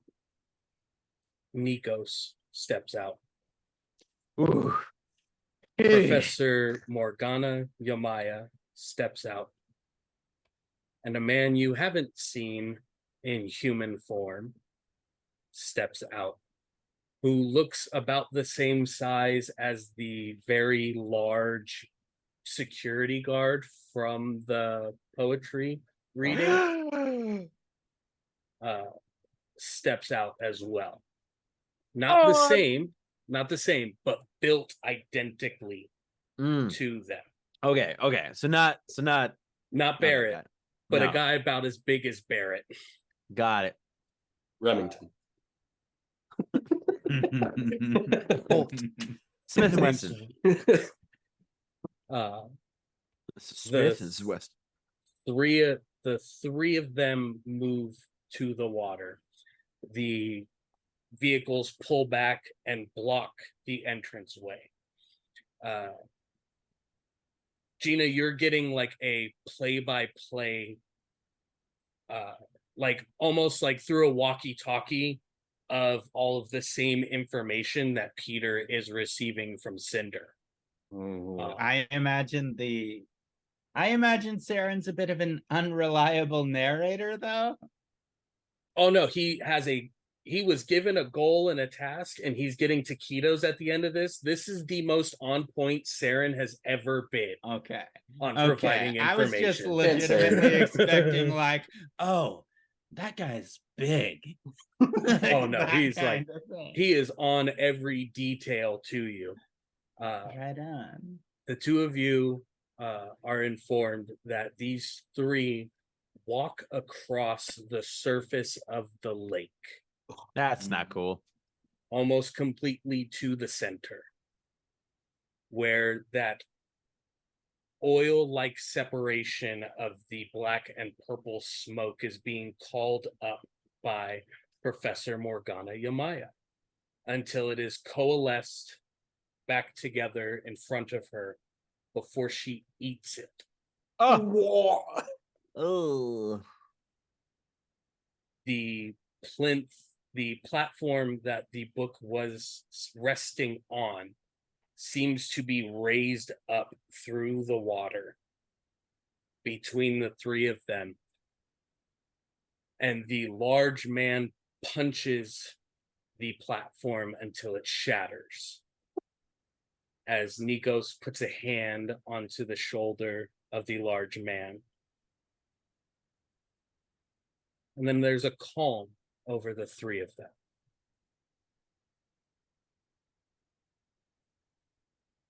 Peter, you are instantly aware that your scry is being observed. Gina Saren tells you that they've been spotted and they are leaving the forest now. Be safe, okay?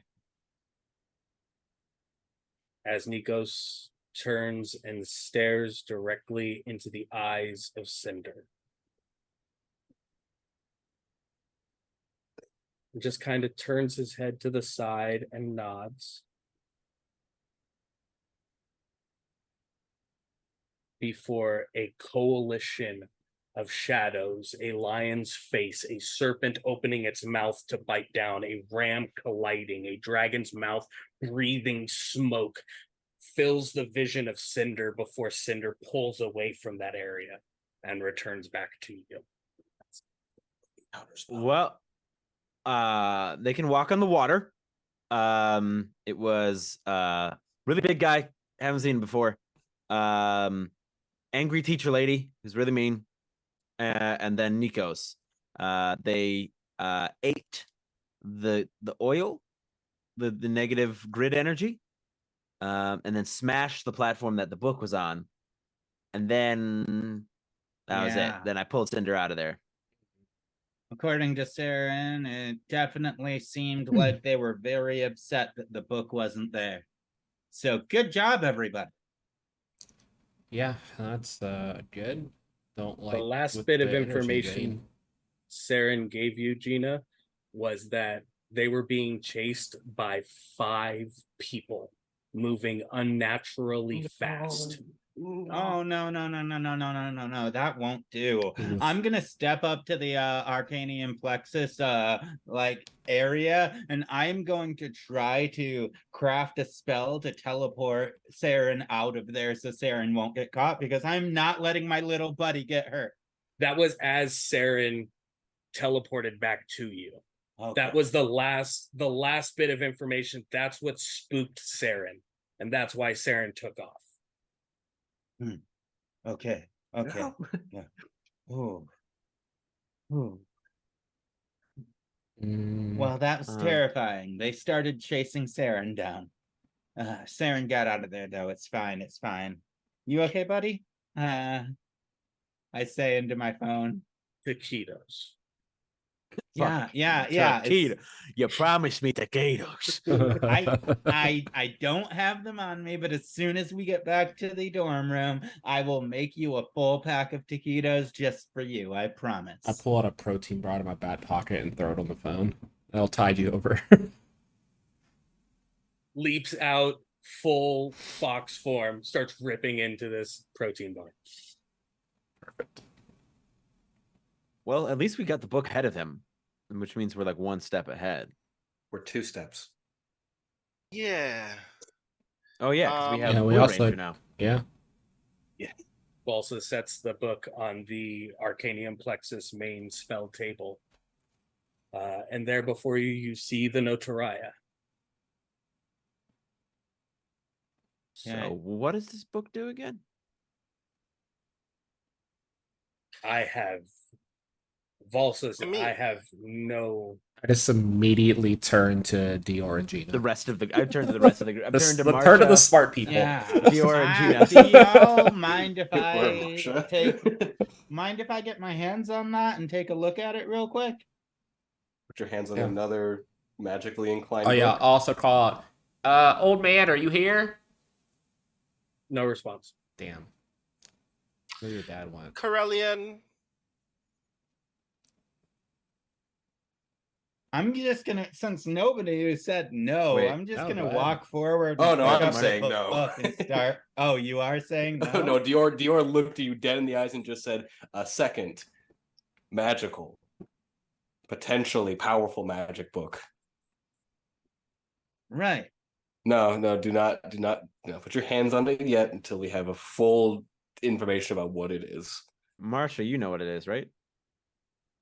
So I take out my phone while this is happening. Mm-hmm. What do I see in my phone? You see the Lady Queen Tamarit in the hare form there. Mhm. And you also see a unicorn horned rabbit next to the Lady Queen Tamarit. And they're like staring at each other on 2 opposite sides of the phone. So I tap on Corellian's head on the phone several times. Do you want to come out here real quick? No. Please?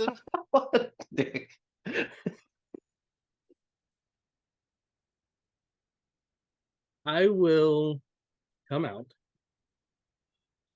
if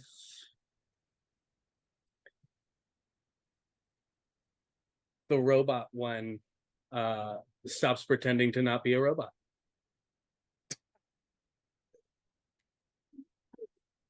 You do understand that Dior is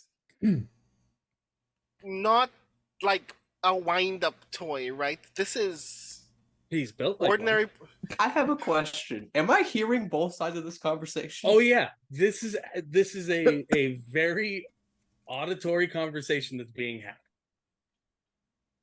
You can't just tell. When I hear the comment about the wind-up toy, I look behind Dior's back. I'm like, Stop that. I'm sorry. You want me to do what? We just my- stop with the whole pretending thing.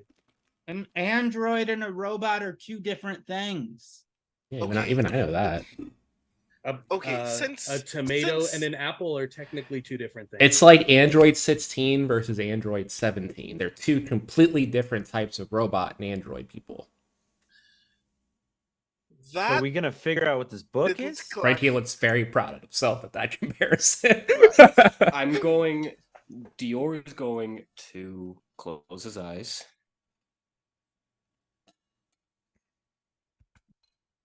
Form.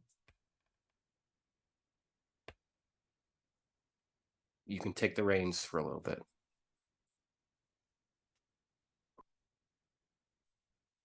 You hear a different Uh. voice come from the body of Dior.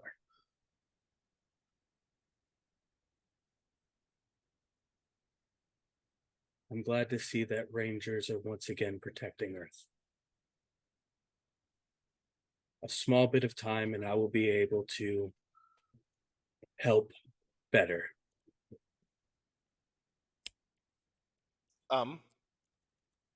Corellian is now standing next to you as like this very old man. He looks like from Princess Bride, Miracle Maker, identical to Miracle Max, standing next to you.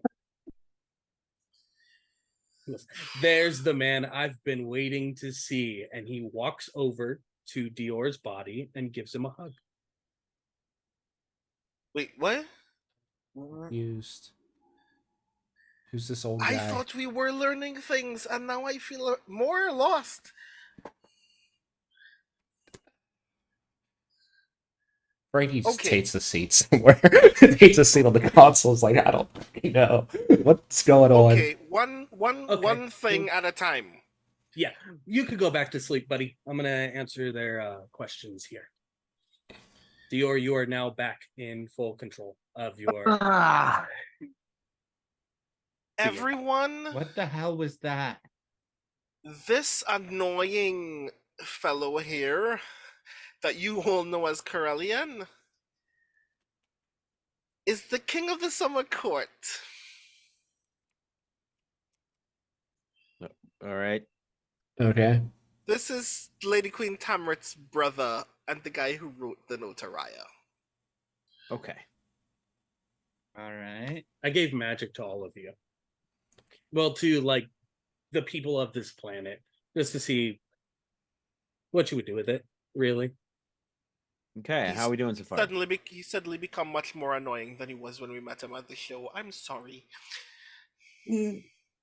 Better than anticipated, but horribly underappreciated. Honestly, it seems pretty bad. Just gonna be honest, just like the fact that like we're only just now learning about magic means that the people that you gave magic to decided to hoard that knowledge and not actually spread it among the people to do the most amount of good. They just decided to, help themselves with it, and that doesn't seem very good. No, they just locked it away because they figured they were too ignorant to use it or have any real control over it, which I think was like the worst decision possible. How do you throw a gift away like that? You can like weave whatever you want. And he points to the book and the book opens. And all of the pages are blank. Is it supposed to be blank? Well, the Jabberwocker Slayer, the Vorpal Blade, was the pen for this book. About that. From what I have learned from my wonderful sister is somebody, and points directly at Peter, broke it. I did not break it. Yep, Peter did it. 100%. I didn't break it. What? I put the ring behind my back. Each of you has a piece of the quill, essentially. Correct. Once the quills are inked, best way to further explain that, once they have been properly inked, then the Notaria will reveal itself and its entirety. Until then, anything written in it will happen. Do we have a death note? Everyone is using That would that'd be really convenient. very inconvenient references. Okay. So can we just get rid of all the billionaires right now? I mean, that'd be a horrible way to use it. And also, like, wouldn't fit the aesthetic of being like Rangers if you're just gonna be like. Well, I mean, it seems like it would cause a lot more good. Okay. Or like redistribute the money. Nobody has to. Okay, hold on. We're the worst Everybody- Power Rangers ever. Everybody stop. That's hold a on. good Yes. point. I agree. Everyone, hold on. Right. Hold. Corellian, how do we ink those quills? Also, what are they? Awaken the magic within you. Only one of you has, and it's the same one who broke it, and points at Peter. Huh. You did what now? I think he's referring to when I go Super Saiyan. Oh, My paladin form. Yeah.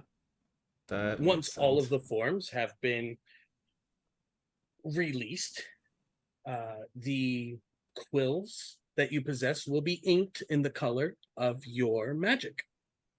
And in that time, the quills will gather into the original pen and write the spells the Notaria was meant to write. So So if is we it have is it an anger thing, or was there like a fuzzy feeling at the back of your neck? How did you do it, Peter? I just kind of pushed. I just needed to be stronger, and so then I was stronger. I honestly don't know how I activated it. Frankie gets into like a Vegeta pose and grunts. Dior leans over towards Frankie. It's more like Beast Gohan for him. Now, I have a question then. If we have the quails and we have the book, if they got the book but they don't have the quails, they can't use it, right? No, but they are very well versed with ink. Got it. And as we are not. Right. They wouldn't need a pen. They could They just wouldn't- Maya. flash it. They wouldn't I need think- the pen. I think what they are implying is that they want the Amaya and them want to use the book just to write in it to make sure that their version of events is guaranteed to happen, rather than actually trying to get at the spells within the book. Is that correct? A bit of both.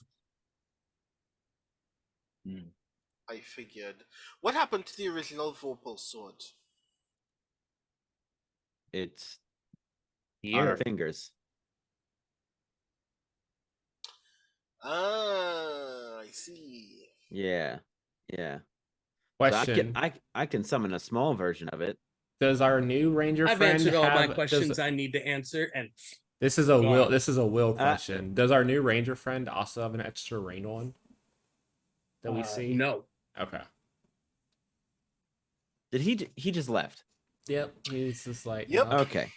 Everyone we who looks also- at Peter's hair is now bright pink. God. Fucking. Looking Hold on, good. hold on. How- Wow, you look so good. Do I want to ask? He's coming for your brand. I So, know. Should I steal your? Guys, steal your I color? have a question. Uh, Why? We have a lot of questions, yes. Yes. And Yeah. that's my point. Why are we doing this? Because we're the Rangers. We're just 5 random people that got picked. 6. 6 random people that got fixed. And Well, all no, we've False is yes. not really random. And I got it. Continue. You know what I'm saying? Honestly, It's hold on. We are 5 college students who have been asked to fight in a intergalactic Alien. time war. And nobody's giving us answers. Nobody's really giving us an upfront thing. And so we're just doing this as we go. Why the hell are we doing this? because it's the right thing to do. Question. Because if we Marcia don't, literally who puts up will? her We hand. were I we will were call given. I'll Call call her Marcia. I'll call her Marcia. She's got her hand up. The evening that this happened sucked for all of us. And then, less than 6 minutes later, we watched other random college students, just like us, almost die. What would you have preferred? I prefer that all of this is over with. All of it. I don't For think that the it wouldn't why. be our problem. I don't think the why matters though. We were chosen. We were given the power. If we take the power of the ArcaKnights and do nothing with it, then it will just allow evil's proliferation. Yeah, I don't think they would stop if we stopped. Like, I don't think this is a thing we can just pretend doesn't exist as much as we would want No, to. that's not what I'm implying. What I'm implying is the Power Rangers have existed in our world for however long, and it's always a cycle. New team of Rangers, new evil, world's a threat. They beat the threat. New team of Rangers, new threat. Again and again and again and again and again and again and again and again. Why don't we break the cycle? How? What are you? Instead of Power Rangers win the day and we sit on our thumbs until evil rises again, we somehow find a way to just end it all. World's safe. Whatever we can do, we get rid of. I don't know how. I'm just saying this just keeps happening. I feel like after that's we're something... done, there's going to be another group of 5 kids that are going to be thrown into a war. I feel like that's had to been something someone's looked into before. I need to insight. I am going to insight. I have to insight this Sure. too, honestly. This is actually like Peter's. Here, go ahead and insight. I'm not going to insight you, buddy. I trust you. Thanks. I got a 16 and a 4 on the D4. So that's a 20 dirty, but also critical. Peter, I am going to need a roll. I guess And I'm you not necessarily message- being you- deceptive. Yeah. You message me what you are using for this roll. Can it be because the- anything? That would have to do with social. It will be Yeah. a social based It's skill. Gina in the face. But Critical success 16. Oh, I have a persuasion, so I'm gonna roll. there is information that is a part of what you are saying that you are not saying. Right. But you will message me what you wrote.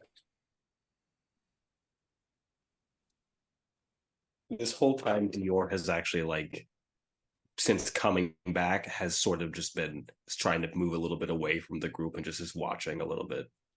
He's a little taken aback by the comments from our new compatriot, and also not having control for a bit. I'm very sorry. It's okay. It's not your fault. Gina and Marcia. Everything that Peter's saying, it's hard to disagree with. He's not wrong. This has been a consistent thing that has happened over and over and over again. This has been a vicious circle on Earth for at least the last 3 decades. And from now, your understanding of the ArcaKnights even further back that this had happened before. You don't know if it's stress. You don't know if it's anxiety, anger. What is fueling the statements at this point in time? But it's not a thought that would not or has not already crossed your mind before. Okay, well, like, I understand what you're saying, and I'm all for building better systems to put in place for the protection of the world that won't require people to just get randomly drafted into this sort of thing. But, like, that doesn't affect what we have to do now. Yes, it does. It has everything to do with what we have to do now. How? Because we literally have, and I think without even noticing it, unless it was on somebody's hands already, the book is in my hand. And I'm like, we have the means. We literally have it right here in our hands. One But of the it's not rings done. on Peter's hand is glowing red. The other is glowing a tarnished ruby. It is literally in our hands. It's not done yet, no, but we have the means to change it all, to rewrite all of it and make it right so that kids, I mean, I know we're young adults, but don't have to be thrown into wars anymore. Random people these other random college students that could have died don't have to be put at threat anymore. And we don't have to fight somebody else's war anymore. They brought this war to Earth. This wasn't always here. Peter, What? look at your rings. I will take notice. Turning the book over, looking at the rings. The ring of the Vorpal sword. You're seeing a familiar tarnish on the ruby that's set onto it to the tarnish of the ring that Nikos wears as the Chimera. Do I Peter. feel any different? Sorry, Jor. I just want You feel compelled. to Stand behind what you're saying. got it. Okay. But you do note that tarnishing. Mhm. And you know, or at Mhm. least have an idea of the origination of it. Right. I'm Peter. not sure you're. Go ahead. A lot of my thought processes are based around statistics. Because technology doesn't lie to you. Math isn't a liar. It's a constant. Statistically speaking, probability speaking, 100% we could use that book to get rid of the evil that we have right now. But there's a funny thing with statistics, especially when it comes to philosophical things like that. You aren't getting rid of it, you're replacing it. Something else has to take its place.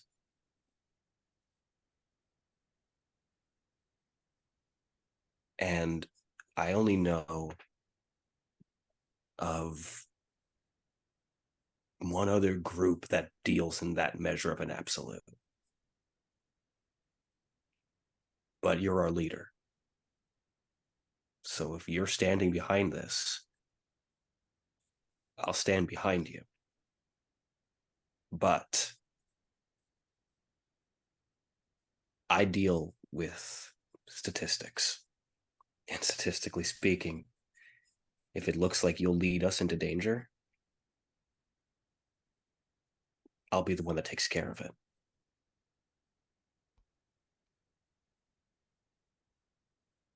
We have been in danger non-stop our entire time in college so far. What more danger could we be led in? We've been nearly killed numerous times. Had to save our classmates numerous times. Our families. There were people in my house. You're right. I'm done. We end this. That's what I say. And I'll put the book, I'll kind of just chuck the book to the table. We complete the quill and we end it. You guys see Professor Cranston teleport into the Arcanium plexus just as Peter sets the book down and finishes his last sentence.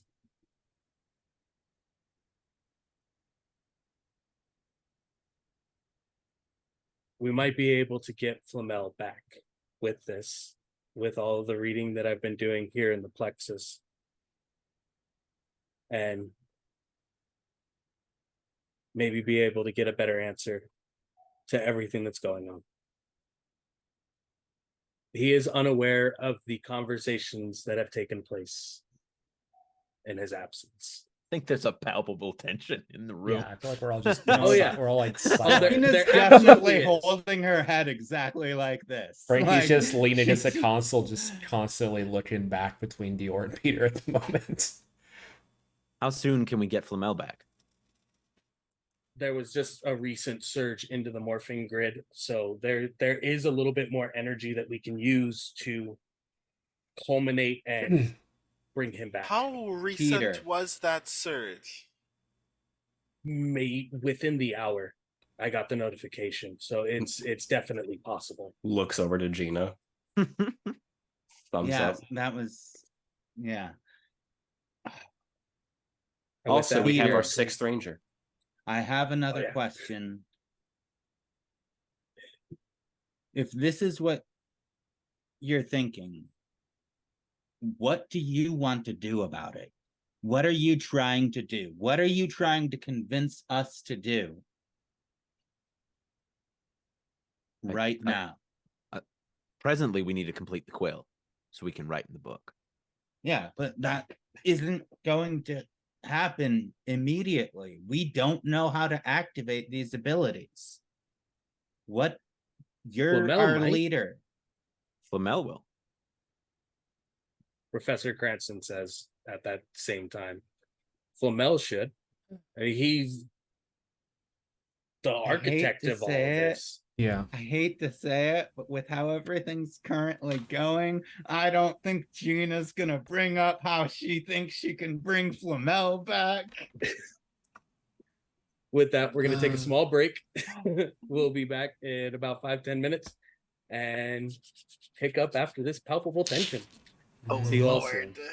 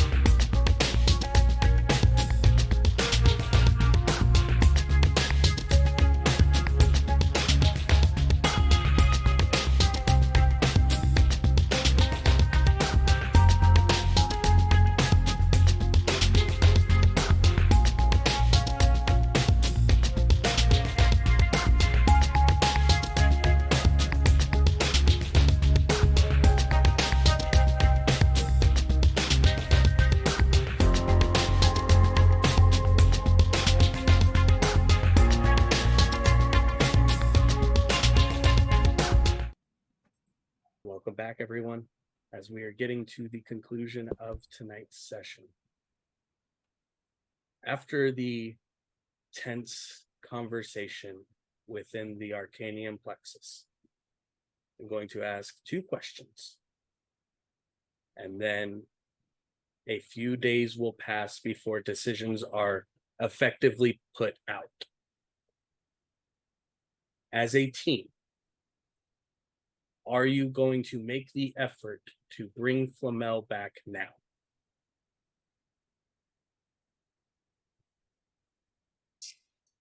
Peter would be pushing for it. Okay. I'd support it. Peter is our leader. I support it. Yeah. All right then. It's worth it alone for Alec's face when he was called the leader. Mhm. And the second question is, does anyone present the hilt of the Vorpal blade to Valsa? Because that was all that was left of the Vorpal blade when it was Dior would. broken. Dior would, for sure. Of course, Dior would. Dior, after when you present it to Valsa, the final ring appears on her hand. Oh, You gave her a raid Oh, already, fuck. dude. The hilt becoming the second ring. Damn, Dior moves fast. All Welcome right to the then. team, officially. 3 days pass since this tense conversation. No occurrences, no attacks, anything of that nature.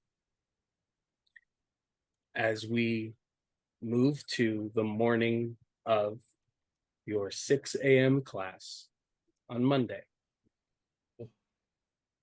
Dior and Valsa are not a part of this class. So Dior, what would you be doing during this time? He is first. He probably would have spent. He has not slept probably for a good chunk of time right now. He has either spent his time going back and forth between trying to actually read up on how magic functions or studying the Phantom Crystal. Give me, if you're going to, which one is the priority to Dior? The Phantom Crystal is the Phantom priority. Crystal? Mhm. Give me a technology roll. It never fails me, 22. Valsa is there with you as you're going over all of it, and she's explaining more of the information about the like capabilities and mechanizations of the Power Ruby to the Phantom Ranger. How it acts as like the anchor or hold point for the Morphing Grid for wherever the Phantom Ranger may be needed. That the energy then coalesces around this crystal to a material form, physically a being, but protector of the Morphing Grid and the line of rangers. Each Phantom Ranger is interconnected with every group of rangers that either ever has existed or ever will exist simultaneously. So the Phantom Ranger has the capability to call upon capabilities, power weapons, Zords of any and all Rangers who would or have been Rangers. Power is incredible then. It's like a stabilization point. It's like a beacon. And from the grid readings that you had a few days ago, I think it's sending out a message now. Again. Which is strange. It doesn't happen twice within groups of Rangers. We seem to be in desperate circumstances. It appears so. I don't like dealing with things that I don't understand. And one of the hard things to understand is emotion. She reaches down to grab your hand. He untenses a little.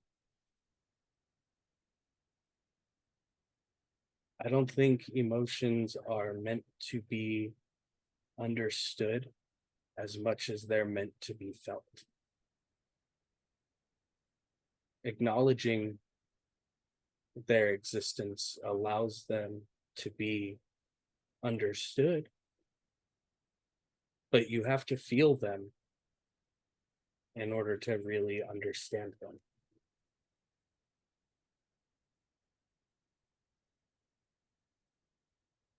I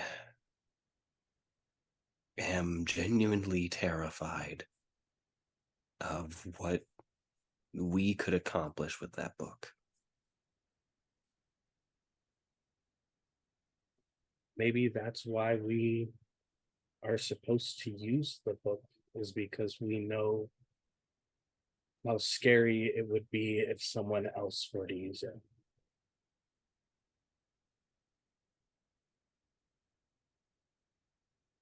Gina is incredibly intelligent when it comes to this magic stuff. Marcia knows, honestly, more about the rest of the world outside of things than I do. Frankie is a lot smarter than he gives himself credit for. And Peter is... There's this moment of pause. We're the same age, but I'm an only child. I don't have siblings. He's the closest thing I think I could think of to a big brother. I don't want to disappoint him, but I don't want to... If what I think he wants to do is what he wants to do, I can't allow that to be what happens. I can't let him become something worse than what we're fighting. Then protect your brother. And I'll help you do it. As she interlocks her fingers with yours. Something just replays in his head, which is the something greater that she had said to him. And he nods, refocusing back on the crystal. And as you focus in on the crystal, the camera pulls into the red of it before backing away off of... Peter, are you wearing the jacket? Yeah. Yeah. Yeah. As the camera pulls off of one of the patches of the jacket, where Peter, Frankie, Gina, and Marcia are stepping into their wonderful early morning class with Professor Morgana Yamaya. And as you guys walk in, you see that the room has been reoriented to where there are long tables with seats of 10, 5 on each side, set around the room. And everybody seems to be sitting in various groups. And as the four of you enter in, Professor Yamaya looks to the four of you and says, "Welcome in. We are going to be working on a collaborative group project for the next couple of days. The groups have already been predetermined and set out. I expected you to be here a little bit earlier, Peter, but we'll not hold this against you for the day. Good. The table is ready for the four of you to join your other members. You see a table with 5 sitting to one side, Nikos sitting on the other side by himself with 4 other empty chairs. Go sit with Nikos. As you all sit down, where each of you sit, you can see there's already like a small placard, like paper tent set in front of each seat with names on the front of them. Flipping yours over and then resetting it back to know which seat you're going to be sitting in. Across from you, you see 5 new students you hadn't seen here before. The first sitting across from Nikos, the name placard reads Deacon. He has dark olive toned skin, bright green eyes, black hair pulled into spikes, pushing back, a green and black like bomber jacket on. Next to him, you see a Samoan female, long black hair and 2 braids going down the sides, named Taika, with white overalls with this like gold looking crew neck sweater underneath the overalls. Next to them, you see a blonde-haired woman named Astrid, bright red eyes. Next to them, you see a fair-skinned, blonde hair, kind of like swept down to the shoulders behind the ears, with the name Royce in front of him. And at the very end, you see an African-American man, shaved head, tattoos coming up the side of the neck, with the name Braxton on the paper in front of him. Nikos looks over and like kind of waves to everybody. I guess we're working with these guys. You guys are new. Transferred in, Deacon says. Okay, so you're here for the rest of the semester? We should be here for a while, not just the semester, but we're all family. We're all foster kids brought together. Okay, I am immediately going to insight. That's really cool that you all got into like the same college and everything and got in the same class. The odds of that are wild. We were in different schools beforehand, but family moved here, so we decided to move here and just transfer in. We're all Peter history hasn't- majors. Peter hasn't stopped mean mugging. Fucking Which one of them 14 is on it that's insight. talking to us? Deacon, the one who's sitting across from Nikos with the green and black bomber jacket. 14 on it on my insight roll. Just telling the truth. No weird vibes about them at all.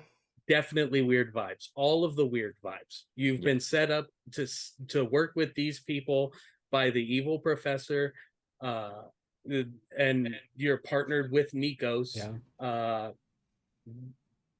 This could be anybody or anything, and could be a setup. They all showed up to the class that doesn't exist. It's nothing but weird vibes. Oh yeah. in a door that only appears when it's class time. It's Peter's just daggers. Just mean mugging the fuck out of these guys. I think Gina looks directly into Astrid's dark red eyes and is like, cool eyes. Are those like contacts? Albinism. Oh, that didn't even occur to me. That's interesting. That's cool. Like, well, not cool. I mean, I imagine the sun probably really sucks, but you know what I mean. You Like, get used to it. Gina, Saren is losing his mind Yep. in your phone. And that tells me all I need to know. I don't even need to check. I immediately know who these 5 people kind of are. As Saren is losing his mind, the other 3 of you know that a spell is being activated at this moment. Oh, shit. Okay. Where? Gina's eyes glow lightly. The one named Deacon looks like a green and black crystalline dragon creature. Motherfucker. The one named Taika Shit. is a white tiger-like creature. Astrid seems to be some kind of galaxy collection monster with red supernova stars glowing through her body. Royce looks to be some kind of like hot rod, like this weird evil Decepticon transformer. And Braxton looks to be this like ravaged looking dinosaur like creature. So I want to say I wrote the descriptions of these characters and wrote dragon, tiger, Zeo, turbo, dino under the 5. I knew it as soon as you described them. You hear Saren say to you, "That's what chased me the other day." I think I picked up on that. And I just say in my head. They all immediately turn eyes at Gina. I feel so popular. I guess the group project is the discussion of magic and the various gods who's used it. Oh, I've actually been doing a lot of studying on that already. I might be able to, tell y'all a lot. This would be a great project. And that is where we'll end for tonight's session. Peter was about to kick the table, throw hands. It's so ready. Christ. I was trying to think of like a clever, witty retort, but my mind just drew a blank. Yeah, you just threw like 5 half related something people about to me being in in the way. danger. Something about being in danger destroys your ability to be witty. Marcia Yeah, told me not to kinda, enroll in yeah. the 6 a.m. class. No, we need someone on the outside to make sure that everything is safe, Marcia said. No, everything's perfectly fine. We don't necessarily need your help with this. Fuck. Peter about to throw hands. Thank you all for joining us here tonight. We'll go around, have our players tell you who they are and where you could find them on social media, since we ran a little bit longer than normal because we had Javante with us for so much longer. But let's go ahead and start with Alec. Oh, hello. I'm Alec, Alec the Bard. I'm a TTRPG content creator. You can find me everywhere on the internet, any social media platform, including Threads these days, as Alec the Bard. And I have been your Red Ranger, hopefully. Javante. Howdy, everyone. My name's Javante, a resident TTRPG goblin. You can find me really just on Twitter right now at Javante, JHEV as in Victor, AUNTE. You can also find me here on Wednesday on the other side of the table, where I'll be DMing our game of Dante's Inferno as we guide them out of the second circle, potentially into the third.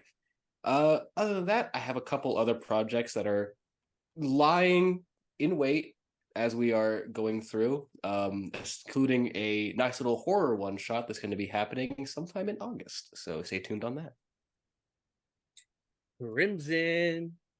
Hey y'all, I've been your Crimson Galaxy. That again is Krimsin, because I'm not me without a little bit of sin. And you can find me on Twitter still at sin_gal, even though now Twitter's basically unusable.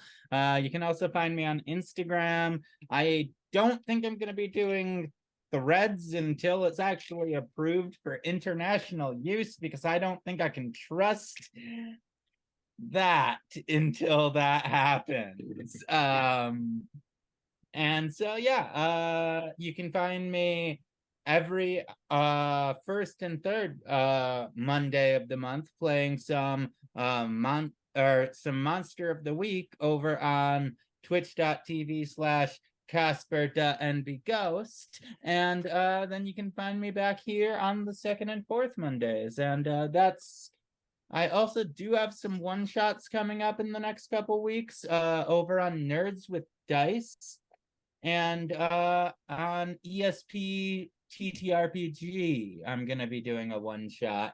And if you want information on those, just jump over on my Twitter. I'll be posting about it. Yeah. Pluto. Everyone, I am Pluto.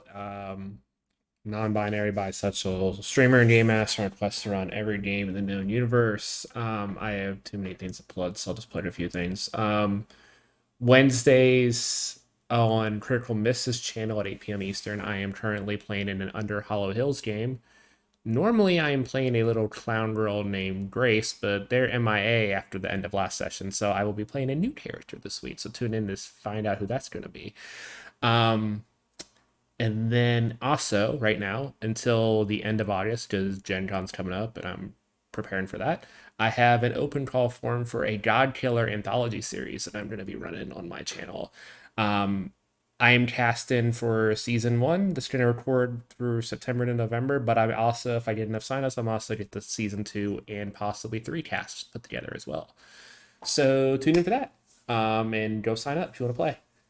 Besides that, you can find me everywhere that has social media, every single site probably at Pluto Cleric. I think I've got them all at this point, even Hive and Mastodon and Threads and whatever the hell comes up next.